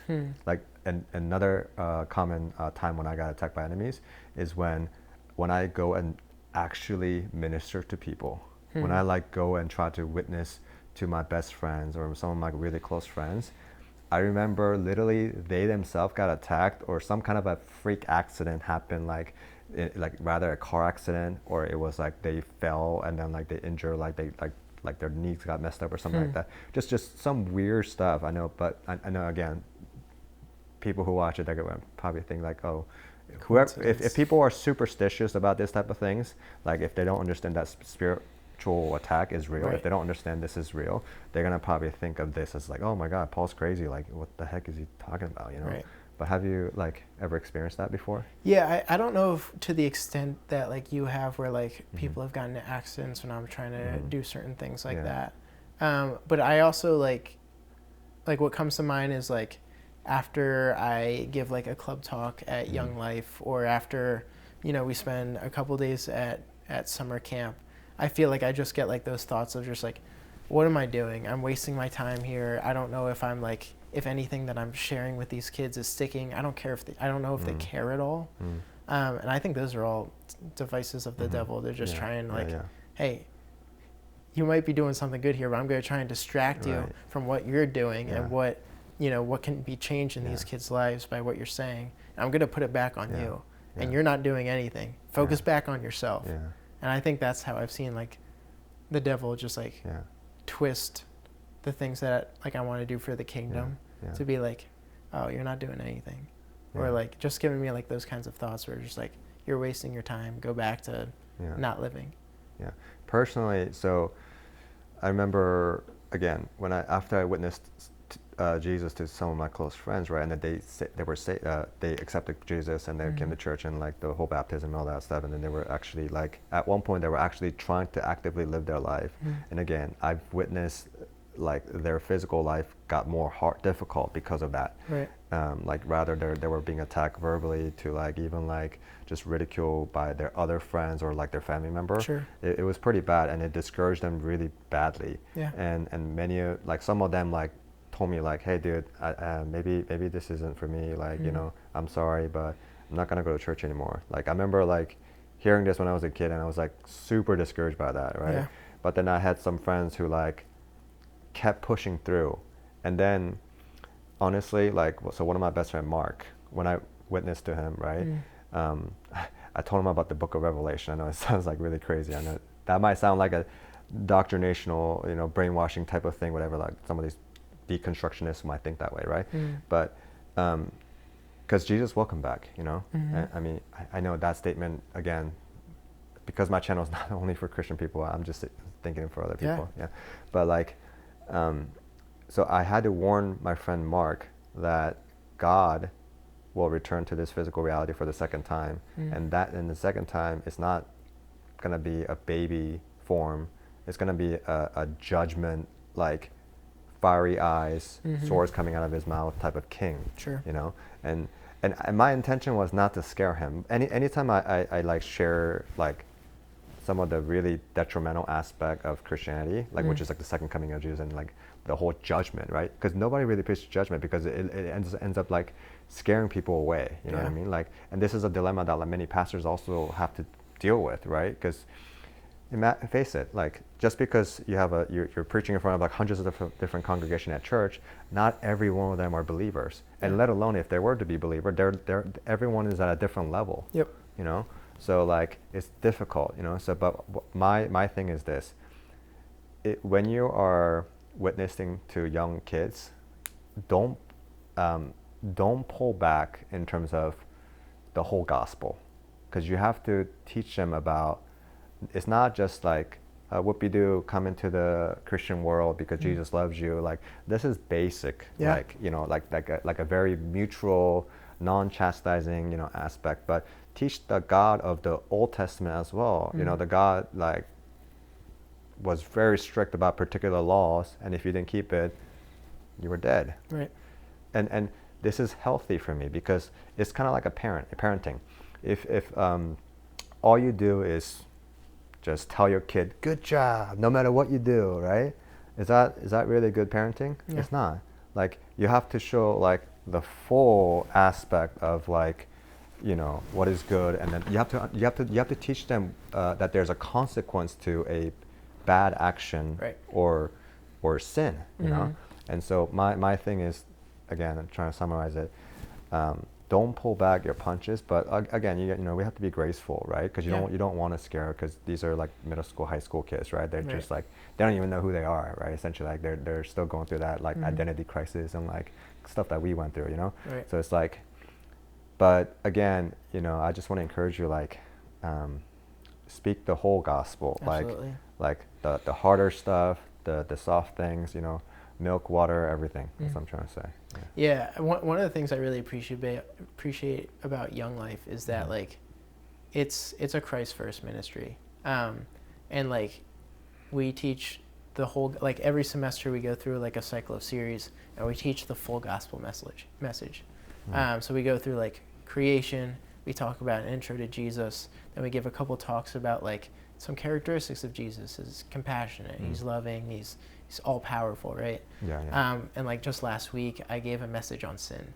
Yeah. And I like started off that talk with, I'm just like, hey guys, me and the other leaders want to talk to you about sin because it's really important and it's really hard, and we wouldn't want you guys to live a life like not knowing this information. Yeah. So like that talk was, I remember like talking to some of my other leaders afterwards. I'm just like, man, that was brutal. I feel like bad after that, because like, I'm talking to them like, hey, this disease is sin. Yeah. It's something that we all have, and there's nothing that we can do to like get around it. No one can be good enough. No one can try and get rid of their sin on their own. Yeah. Like that's a really hard message for high schoolers to hear.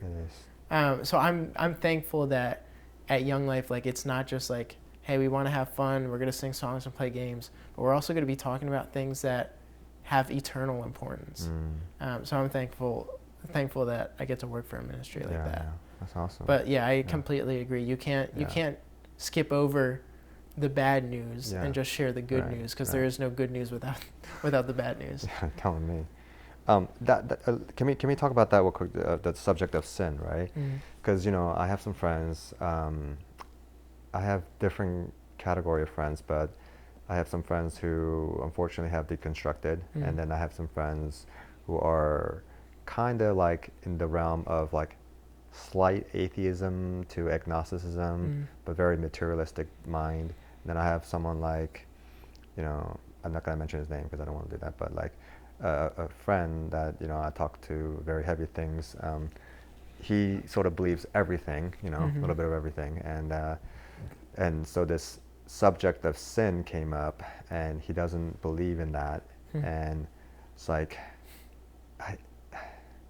what would it take for some people, because they're not youth, right? Like they're well in their, you know, late 30s to 40s, you know, and by that time, you know, as you know, people really solidify their faith and their knowledge and the way how they see the reality, you know, and so it's very difficult for people if they don't acknowledge that there is good and evil.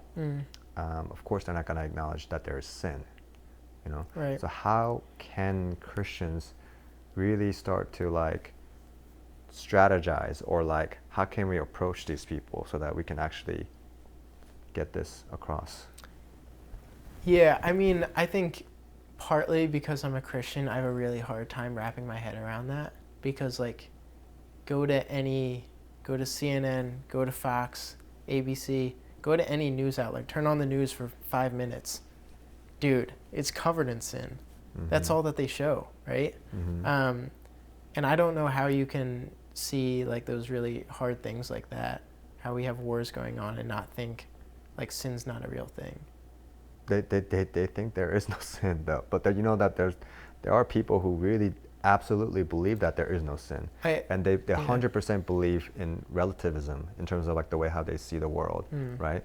My truth is truth for me, like meaning like the way how I perceive the world is truth for me. Right. Therefore, if I don't believe in concept of good and evil or sin, this is the true reality for me. Therefore, I can live, and here's all my friends in this world, and they can back me up. And it's like, how do you get that across to them? Like, how do you actually let them know that sin is real and that it will lead to death, not just a physical death, right?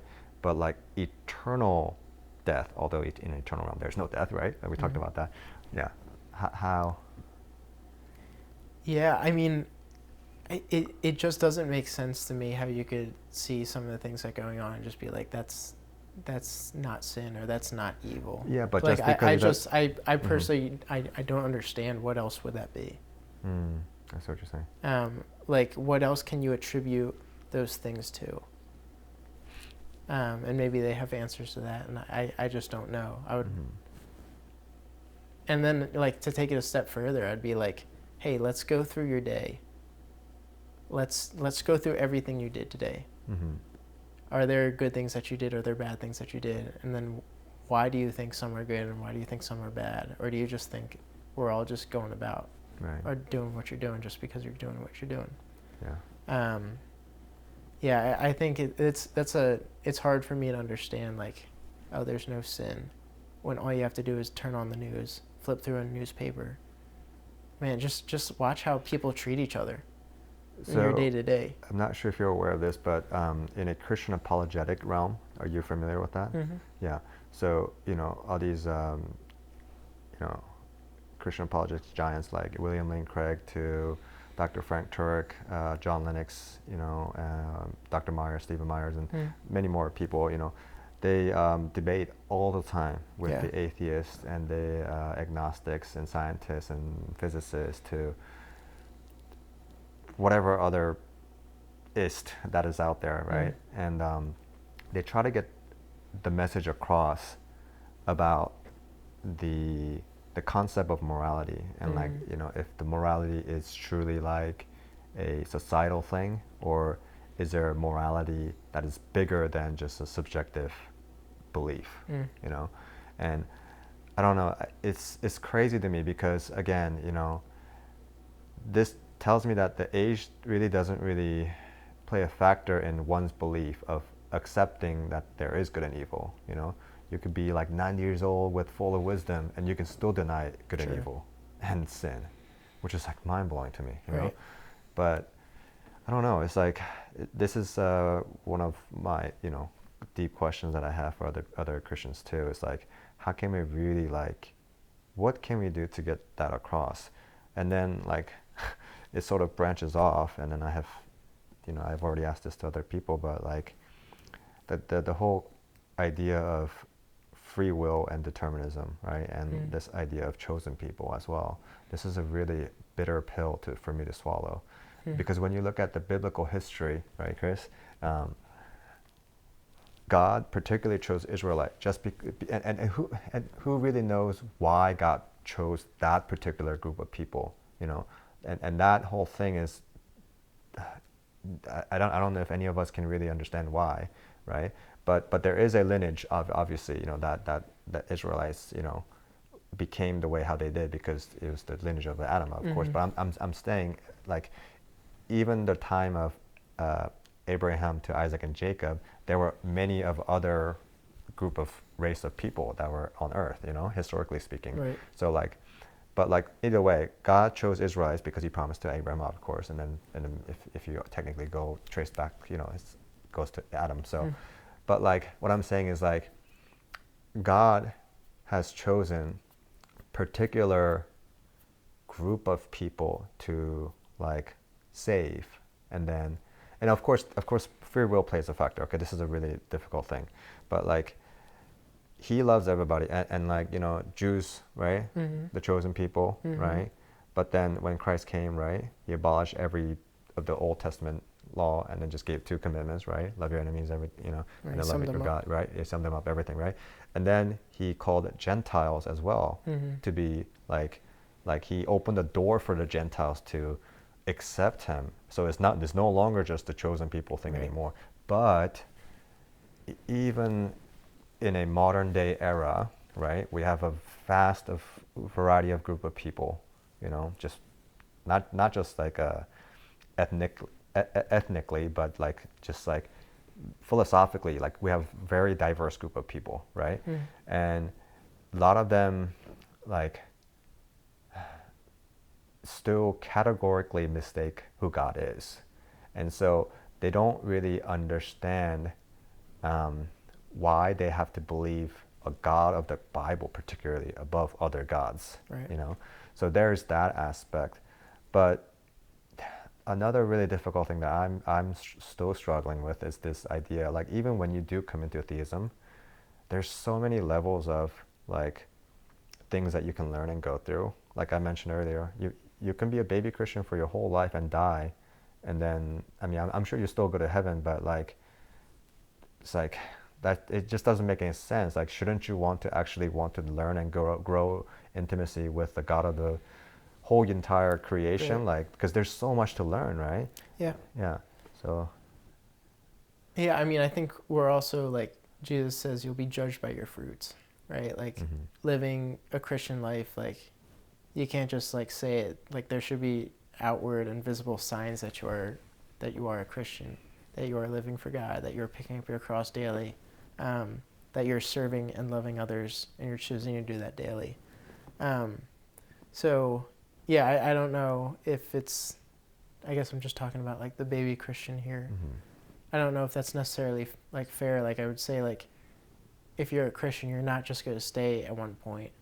Right. I was reading through Hebrews. This was a couple months ago, and there was a word that that was used by the writer, and I can't remember like what the exact context was, but it was this idea that like when you are like pursuing your faith, it's not just like a one-time, like you say you're saved or you're saved. It's not this one-time thing.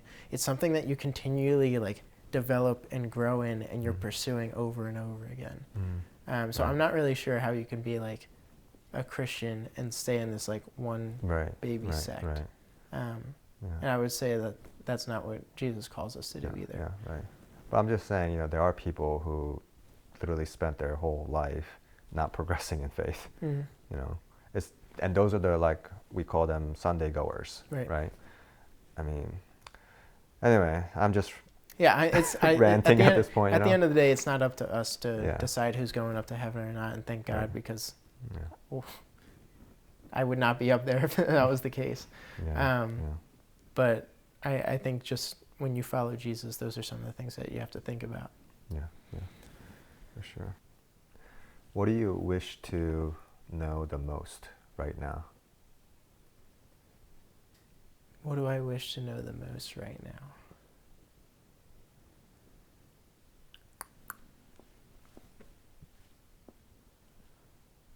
Good question. I mean, I feel like the easy answer is just like I want to know Jesus in everything that I'm doing. I want to feel His love in everything that I'm doing. Above that, or not above that, but like after that, I want to be able to serve my kids and love them as best as I can. So I think there's a lot of like just developing as a youth minister. And then just on top of that, just being able to minister into my family and just be able to pour into them really well. I want to know how to do that as best as I can. Is that where you're kind of going at with the question? Kind of. I mean, I was hoping for like more internal, like a more like. Sorry, I don't mean this in a bad way. No, you're good. But it's like, so for me, like, when you come into like 30s and 40s, this is what I hear all the time from a lot of my older friends. It's like you long for like a deeper meaning, you know, like, but then there are layers of that, like as you know, progress from a young adult stage to like an adult, and then like a deeper stages of adulthood, right?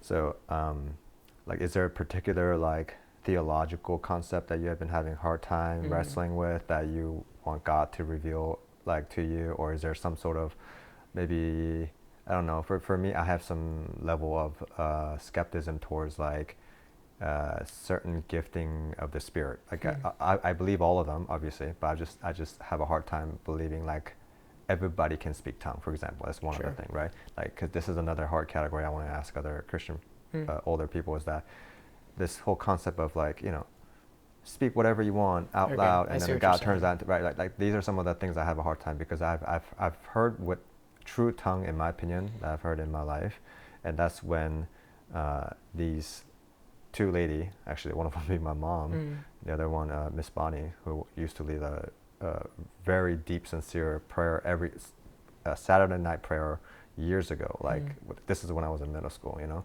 and so like I've only heard them to speak in tongues, and for me, it's the most like correct way, because it's not like, and again, I might get whiplash from other people from this, but like for me, instead of us shouting like shaka la la la la whatever, like repetitive thing all the time, like the way how they spoke tongue was literally like it was a full-on language that I've never heard before, but every word were different, and then every word, it just like I can't explain to you like the pronunciation, just and just like, and but then the common thing that both of them were having during the time when they were speaking tongue is that they were crying out to the Lord, and they were like repenting, right? You know, and for me, like I even now, like I'm still wondering what is like the greater purpose of speaking in tongue, because nobody can understand that, right? Sure. And back in the origin of biblically speaking tongues, Book of Acts, people heard it in their own native language, so no one needed an interpreter. But later in Paul, you know, in the First Corinthians, I think it was chapter 14 or something, he does say, it's better to have an interpreter during when someone speaks a tongue, so that it's for the other people, so that it could edify the people. Yeah. But now we're at a point where modern day church culture, where especially in the charismatics, like everyone's like super holy, and you're more like Christian elite, or Christian like what do you call, like a super Christian or whatever, like you're, when you can speak in tongues and stuff like that. And that stuff really rubs people wrong. It does. You know? For sure. And so me personally, coming from Baptist and Methodist and Presbyterian background in Korea, and then jumping into like full-on charismatic church in the year 2002 with like all of my family together, we were like denominationally like shocked at that time, you know. But slowly, you know, obviously, you know, Lord really opened our eyes to the other aspect to the gospel, right? Because, you know, this denominational different things and like theological difference, this is a real thing, and many people who are not in this Christian realm, they don't understand it, you know. But when they do come in, there's also the struggle of these things. So so I'm studying the Book of Acts with a couple of my old college guys right now, and we actually just went through chapter 2, where, you know, all the guys speak in tongues, and then Peter gets up. And I think what I've come to believe, at least through speaking in tongues, is like that first, like when the Holy Spirit came down and they saw like the tongues of fire. When they were speaking in tongues, it was just like the disciples up in this room. And what they were declaring in tongues were the wonderful works of God. So that was like them just giving praise to God. And I think the scripture's pretty clear about this. Like, when is the time to speak in tongues? I think that's, for me, at least this is what I believe. When we're speaking in tongues, that should just be either time with me and God, where this is like a language, because that's all it should be, a communication with you and Him. Or if you speak it in any kind of church setting, I do believe that there should be an interpreter there. And if there's not an interpreter, I personally just don't believe that that's a true because I've witnessed a lot of people, you know, you can see that some people are doing outwardly to get attention. Sure. You know what I mean? And I don't mean that. By no means like I'm like, oh, judgment, and like, you know, because, you know, no one can really like, you know, Jesus said, take your own speck out of your own eye before you judge, you know. But it's like for me, I don't know, just like, these are some of the things that in the church culture that like is very distasteful. You know what I mean? Sure. But again, you know, you can't let this like completely discourage you from believing God. Obviously, these are the imperfection aspects to human imperfectionism. Yeah, these, in my opinion, are like the secondary, tertiary things that it doesn't go against the gospel. It's just what other people believe, and I don't think like believing in tongues and speaking in tongues, and then other people not doing that. I don't think that saves you. I don't think that will disqualify you from going up to heaven. Yeah. I think going back to your question, something that I really struggle with is, so I'm a Calvinist, because I believe that's what Scripture teaches. Like that's all Romans 8, Romans 9. So you believe you're a determinist? So I have a really hard time with it because, like, I don't think my family is necessarily like following Jesus, and that's like, why are they not picked? So that's really hard for me. But it's just something that I think I'm wrestling with and continue to wrestle with. And it's something I've also just like been like, hey God, I see this, like, this is what I'm reading in Scripture.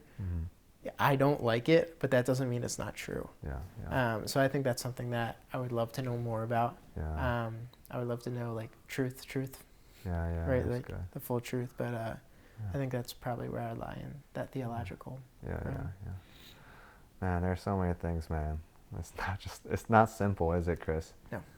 Living in this in harsh one sense physical... it's very, very simple. In another sense it's so not. Oh, yeah. What has driven you to kind of like go about creating these videos? Like what was like the switch for you that's just like, hey, I want to hear from other people. I think that'd be interesting. Yeah, no, great question. You're the first one that sort of asked me this.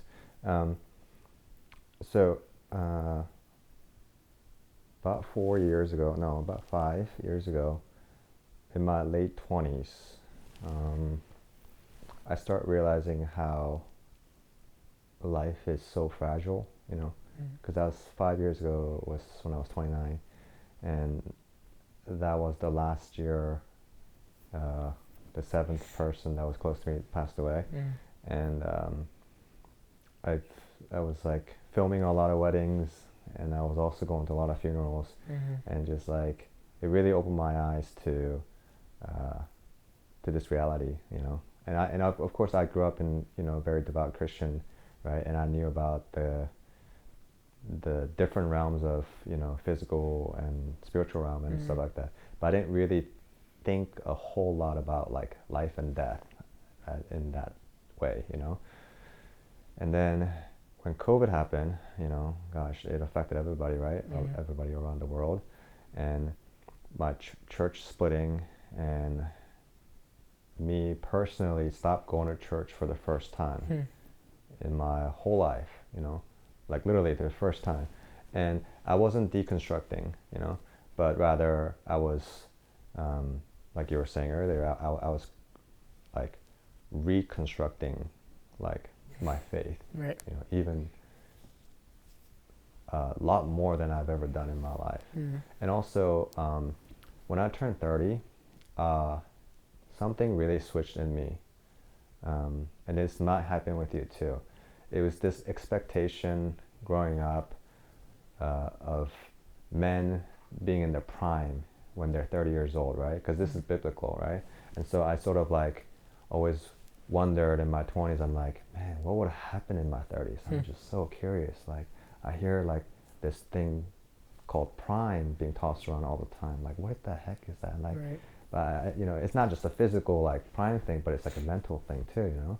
And then also when I turned 30, I had a huge party, you know, like with my church friends, and they threw a party for me, and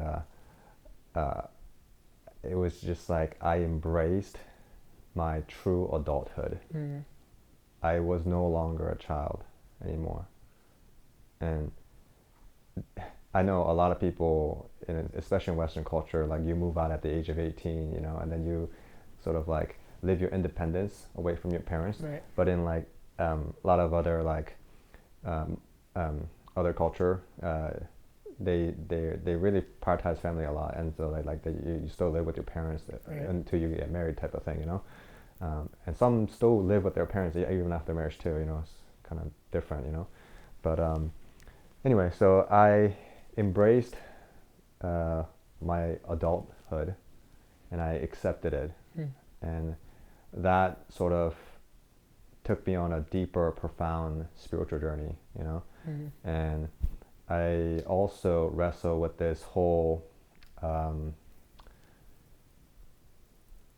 conflicting things while I was in the church realm, you know, because and we can talk about this more in detail, but there's a limitation to church environment, because, you know, certain, like, let's say like guy topics you can't really discuss a whole lot, especially with your leaders, and like and some might be open to you, you know, but not everyone's gonna be like super transparent with you, right. You know what I mean? Because they're the leader, and they can't really show the vulnerability, and they can't really, like, you know what I mean? And even though we're all unfortunately, men, like that's right? like, I think that's part of being a good leader, showing your flaws and like allowing people to come in that way. So I desperately wanted to see that in my mentors and leaders, and luckily for me, I had a handful of guys who were 100% transparent with me, and my dad being one of them especially, you know.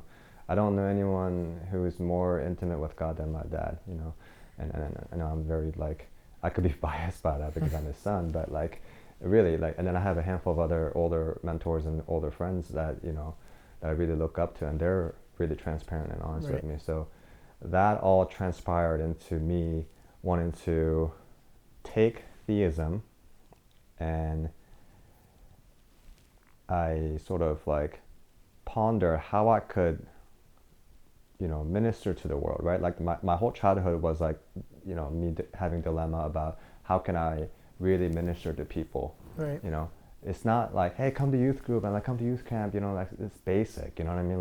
But like to really instill salvation in someone, this is the hardest thing that we can ever do. This is harder than achieving any academics or materialism, also, right? It's also something that we can't do. Exactly, too. Right, exactly. And that's another one of my deep questions I asked this my pastors.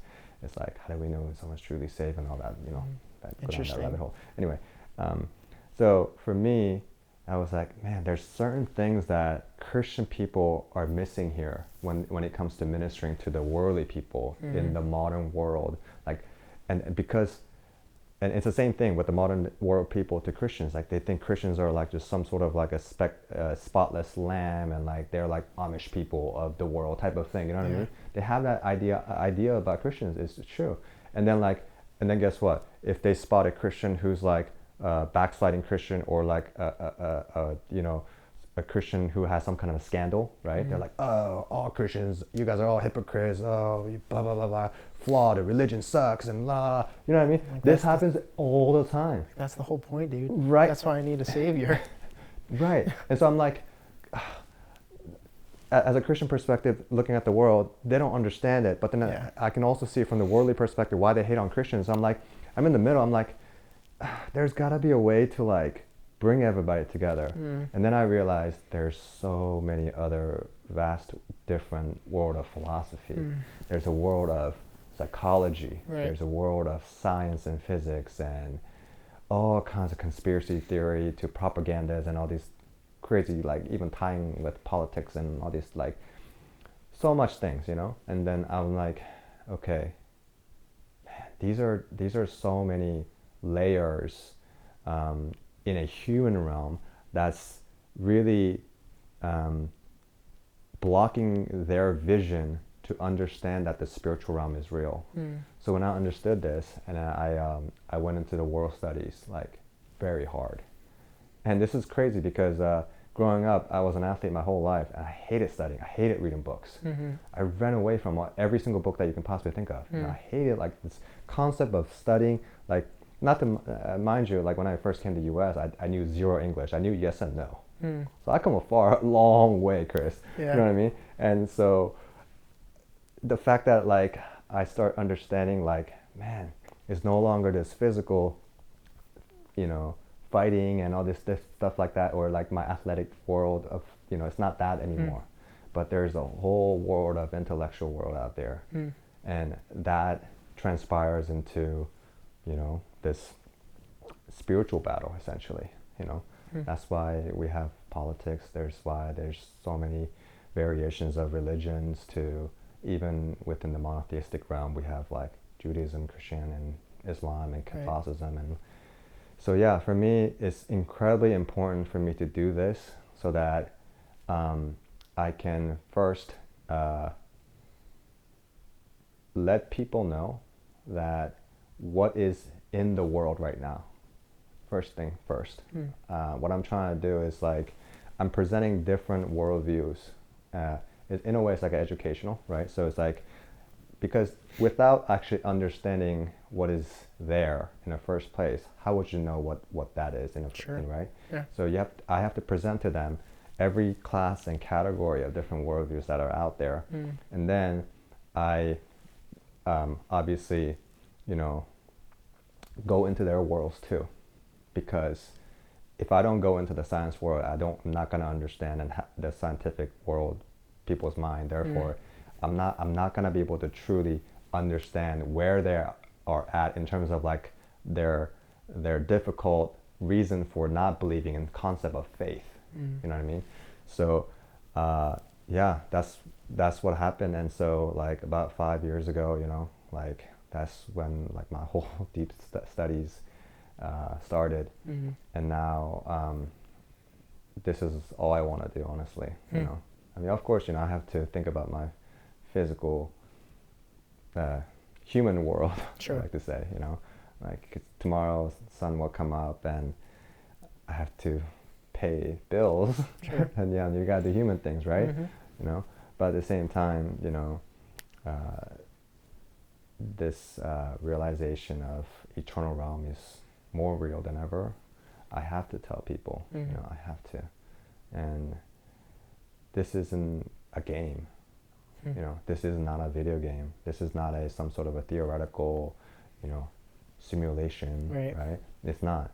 This is like a real, the whole premise of an intelligent creator creating this reality and allowing us to understand nature, time, space, and so many intricate things of different human category of studies, right? Is mind-blowing. And on top of that, you know, people also don't have to realize this. To those who don't really acknowledge there's an intelligent design, you know, sure, it's fine. Before we get into what kind of that intelligent designer, what kind of deity that is, right? First, they have to understand the concept that God being has to be there. Because if there is no such absolute being that created this whole entire universe and to the fine-tuning of every constellations of cycle of, you know, just about everything that there is in the universe to this planet, nothing cannot come from nothing. Logically, this doesn't make any sense. Sure. You know what I mean? So, so then once you understand that, they have to start asking questions like, okay, then out of all the religion, which one is real? That's a great start, you know? And then from that, all right, we go into every religion, and then let's see what is the difference of this different religion. And then the thing that only religion that stands out, I even hate to say religion because it's not religion. Christianity is the only, gosh, is that another word for religion? Worldview. Yeah, Christianity is the only worldview that claims that the ultimate creator of all things have actually came in a man form, like a being that's in an eternal supernatural realm that is not conceivable by our naked eye with our human intellect and also our physical eyesight, right? That being came into another completely different dimension, which is the earthly physical dimension, to relate with us, to become a flesh himself, to walk on this planet, and to literally take away every sin. I won't say freaking sin, but every sin, and literally eradicated death. That's insane to think about. Like this is the stuff that here's another funny thing, Chris. Every Christians who ever who are born into church, we grew up listening to this our whole life. It's like the Pharisees that were so immersed in God's word and the laws and everything like that. But then when Jesus himself, the word himself was in front of them, they couldn't even see that he was real. And the same thing that could happen to us Christians growing up in this world, thinking, Jesus came and died for your sin, John 3:16. I mean, how many times have we heard this? Like, it's crazy, right? And then like we can still live this life thinking that we are saved, thinking that we know Jesus, but no, this isn't the case, right? And then like once you're truly saved, my goodness, there's like levels of your whole entire rebirth process begins. And it's mind-blowing stuff, and I want people to understand that. And this isn't some sort of a theory. This isn't some kind of a fairy tale story. This isn't some kind of a man-made, because a lot of people say religion basically was like some sort of like a scare tactic or like controlling population and things like that. It's not. What else of outside of good and evil is there? Human beings, we cannot possibly fathom anything that's outside of good and evil. Right. And there are hard critics out there, Bible scholars, like especially like agnostic or atheistic Bible scholars, or basically like saying like, oh yeah, the good and evil is just it's a spectrum. Have you heard that before? It's a spectrum of like. It ties in with like the relativism as well, and it ties in with like this whole idea of like they have this notion religion is again evil, but then how did they even get that idea, right? But they can't even justify that. But they say religion is evil, kind of like Richard Dawkins, right? Religion is evil. Look what in the name of religion, how many people have died in the history, and like look at God of the Bible in the Old Testament, he wiped out the entire Canaanites, and just. But he has no idea of the entire story of the Bible. Yeah. You know what I mean? So it's like there's so many missing pieces of like things that a lot of these critics or these people who are opposed to the Bible. Sure. And so again, like this is incredibly difficult, Chris. Though you know what I mean? It's incredibly frustrating for me to like. Because I have to cater some of my stuff to Christian folks, right? And then there's even within the Christian community, there's a lot of like a civil war type of like theological issues that happens all the time, right? And that's complicated in its own.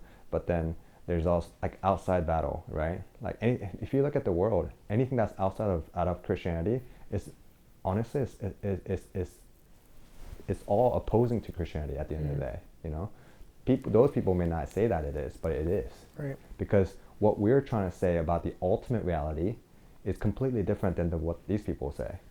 I mean, some in the superficial level is similar. Like you've heard a term saying all religion are same superficially, but foundationally is different.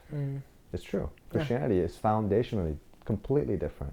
There's no other religion or any concept of this deified belief system that their God comes and dies, and they don't even have a concept of sin, first of all, in the other religion, right? It's almost like this, like what do you call good deed, or there's like there's like a level of like what's known as a shamanism. Have you heard that before? Shamanism is basically in the realm of pantheism. Pantheism, all that ideology, the Western spiritual guru, blah blah blah. The hippie movement also. All that stuff came from Eastern culture when you really look at it from historically. Pantheism, in a sense, like the nature is God. We're all one with the universe, like kind of like what my friend Kenny, he believes in and stuff like that. But then shamanism is basically like shamanism exists arguably technically, if you think about it, it exists in almost every tribe in history throughout history, because shamanism is about basically like you're praying to some sort of a deity figure, so that figure can bless you and to make you prosperous in this life, like basically good fortune, that type of thing. That idealism, that's what shamanism is.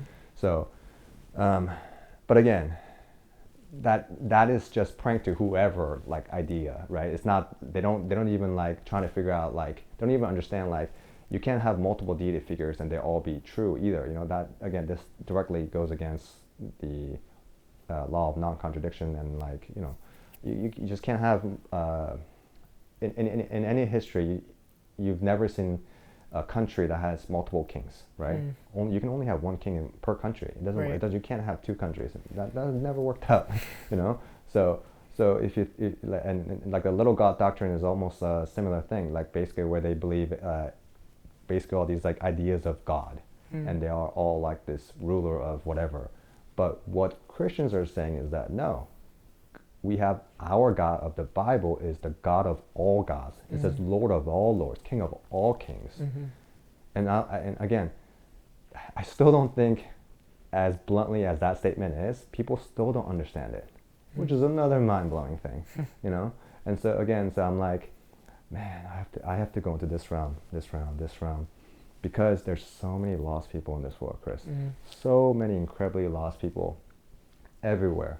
And first of all, one of the first things I talked to my friend Joe is like, one of the first battles that we have as a human being, you know what one of the very first battle? What's that? Is finding your identity. So once you find your identity, then it naturally only can lead you to one way. What is my purpose to life? Right? Unless you just purely and 100% believe in the idea of karma, and that you're just going to be recycled into this world over and over again to the infinity of time. But that doesn't make any sense either. You know what I mean? That's crazy to me. Yeah. You know? First of all, they have no evidence of that. Sure. This is and secondly, any science or even pantheism to any sort of premise of belief in technical standpoint all requires faith when you really dissect it, right? So even Big Bang, for example, it requires a degree of faith to believe that. Sure. Because how are you going to know if that's true? Or you have to have some sense of faith. Still a theory. Yeah, right. But again, Christianity, not only do we have a historical evidence, right, that deity is real. So here's a mind-blowing thing, right? So let's just say Christ didn't come to earth, right? If he never did, is there another really a huge way for us Christians to prove, like a physical evidence-based proof, so that we can let the world know that there is an actual God of the universe? Probably not. Because Jesus came historically 2,000 years ago, and during that time, pretty much everything was written, right? You know, and documented, and then there were artifacts and obviously word of testimony and things like that, and that we can prove that Jesus was real, you know, and the fact that he rose from the cross, that seals the deal with any other argument of any other religion. Yeah. Because if Christ didn't rise, this is what Paul says too, right? Then Christianity means nothing. Yeah. Because he didn't conquer death. Death is the ultimate end for the world perspective, Chris. Death, they don't, because most of the worldview people, even in their religion or even in an atheistic or scientific mind, because they're material mind, which means that once your body dies, your existence cease, meaning that you go out of existence. Right. You know, at best, reincarnation, or multiverse, blah blah blah. And that's a whole nother. It's a tail biting tail type of concept, though. You know what I mean? So, but Christianity is the fact that God came to eradicate sin first of all, and then even if our body dies, we can live eternally. This is a huge point. Even Christians don't understand it. You know, this is again wild. You know, but it's true. And yeah, I mean, yeah, man. So I'm doing my best to, present all kinds of different cases, all kinds of different arguments, counter arguments, different theories. I welcome it all. I really do, because and sure, there are lots of subjects that I'm still not very versed in, right. but I'm always learning. Yeah. And that's the thing about me. And I'm not afraid of to either admit wrong either. And like I said in my early videos, I mentioned that I'm gonna be transparent.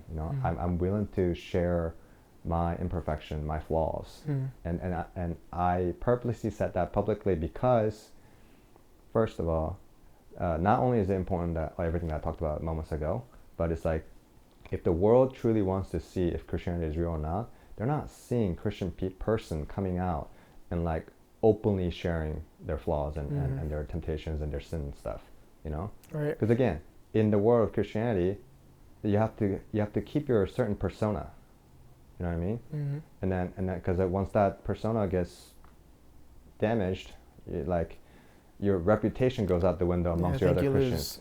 You know what I mean? Yeah, and not just among other Christians, but everyone else as well. Yeah, but honestly, I mean, and sure, it's easy for me to say that I can be transparent because I first of all, I'm not married. Right? I don't have a family, and it's not like I'm running a church or either.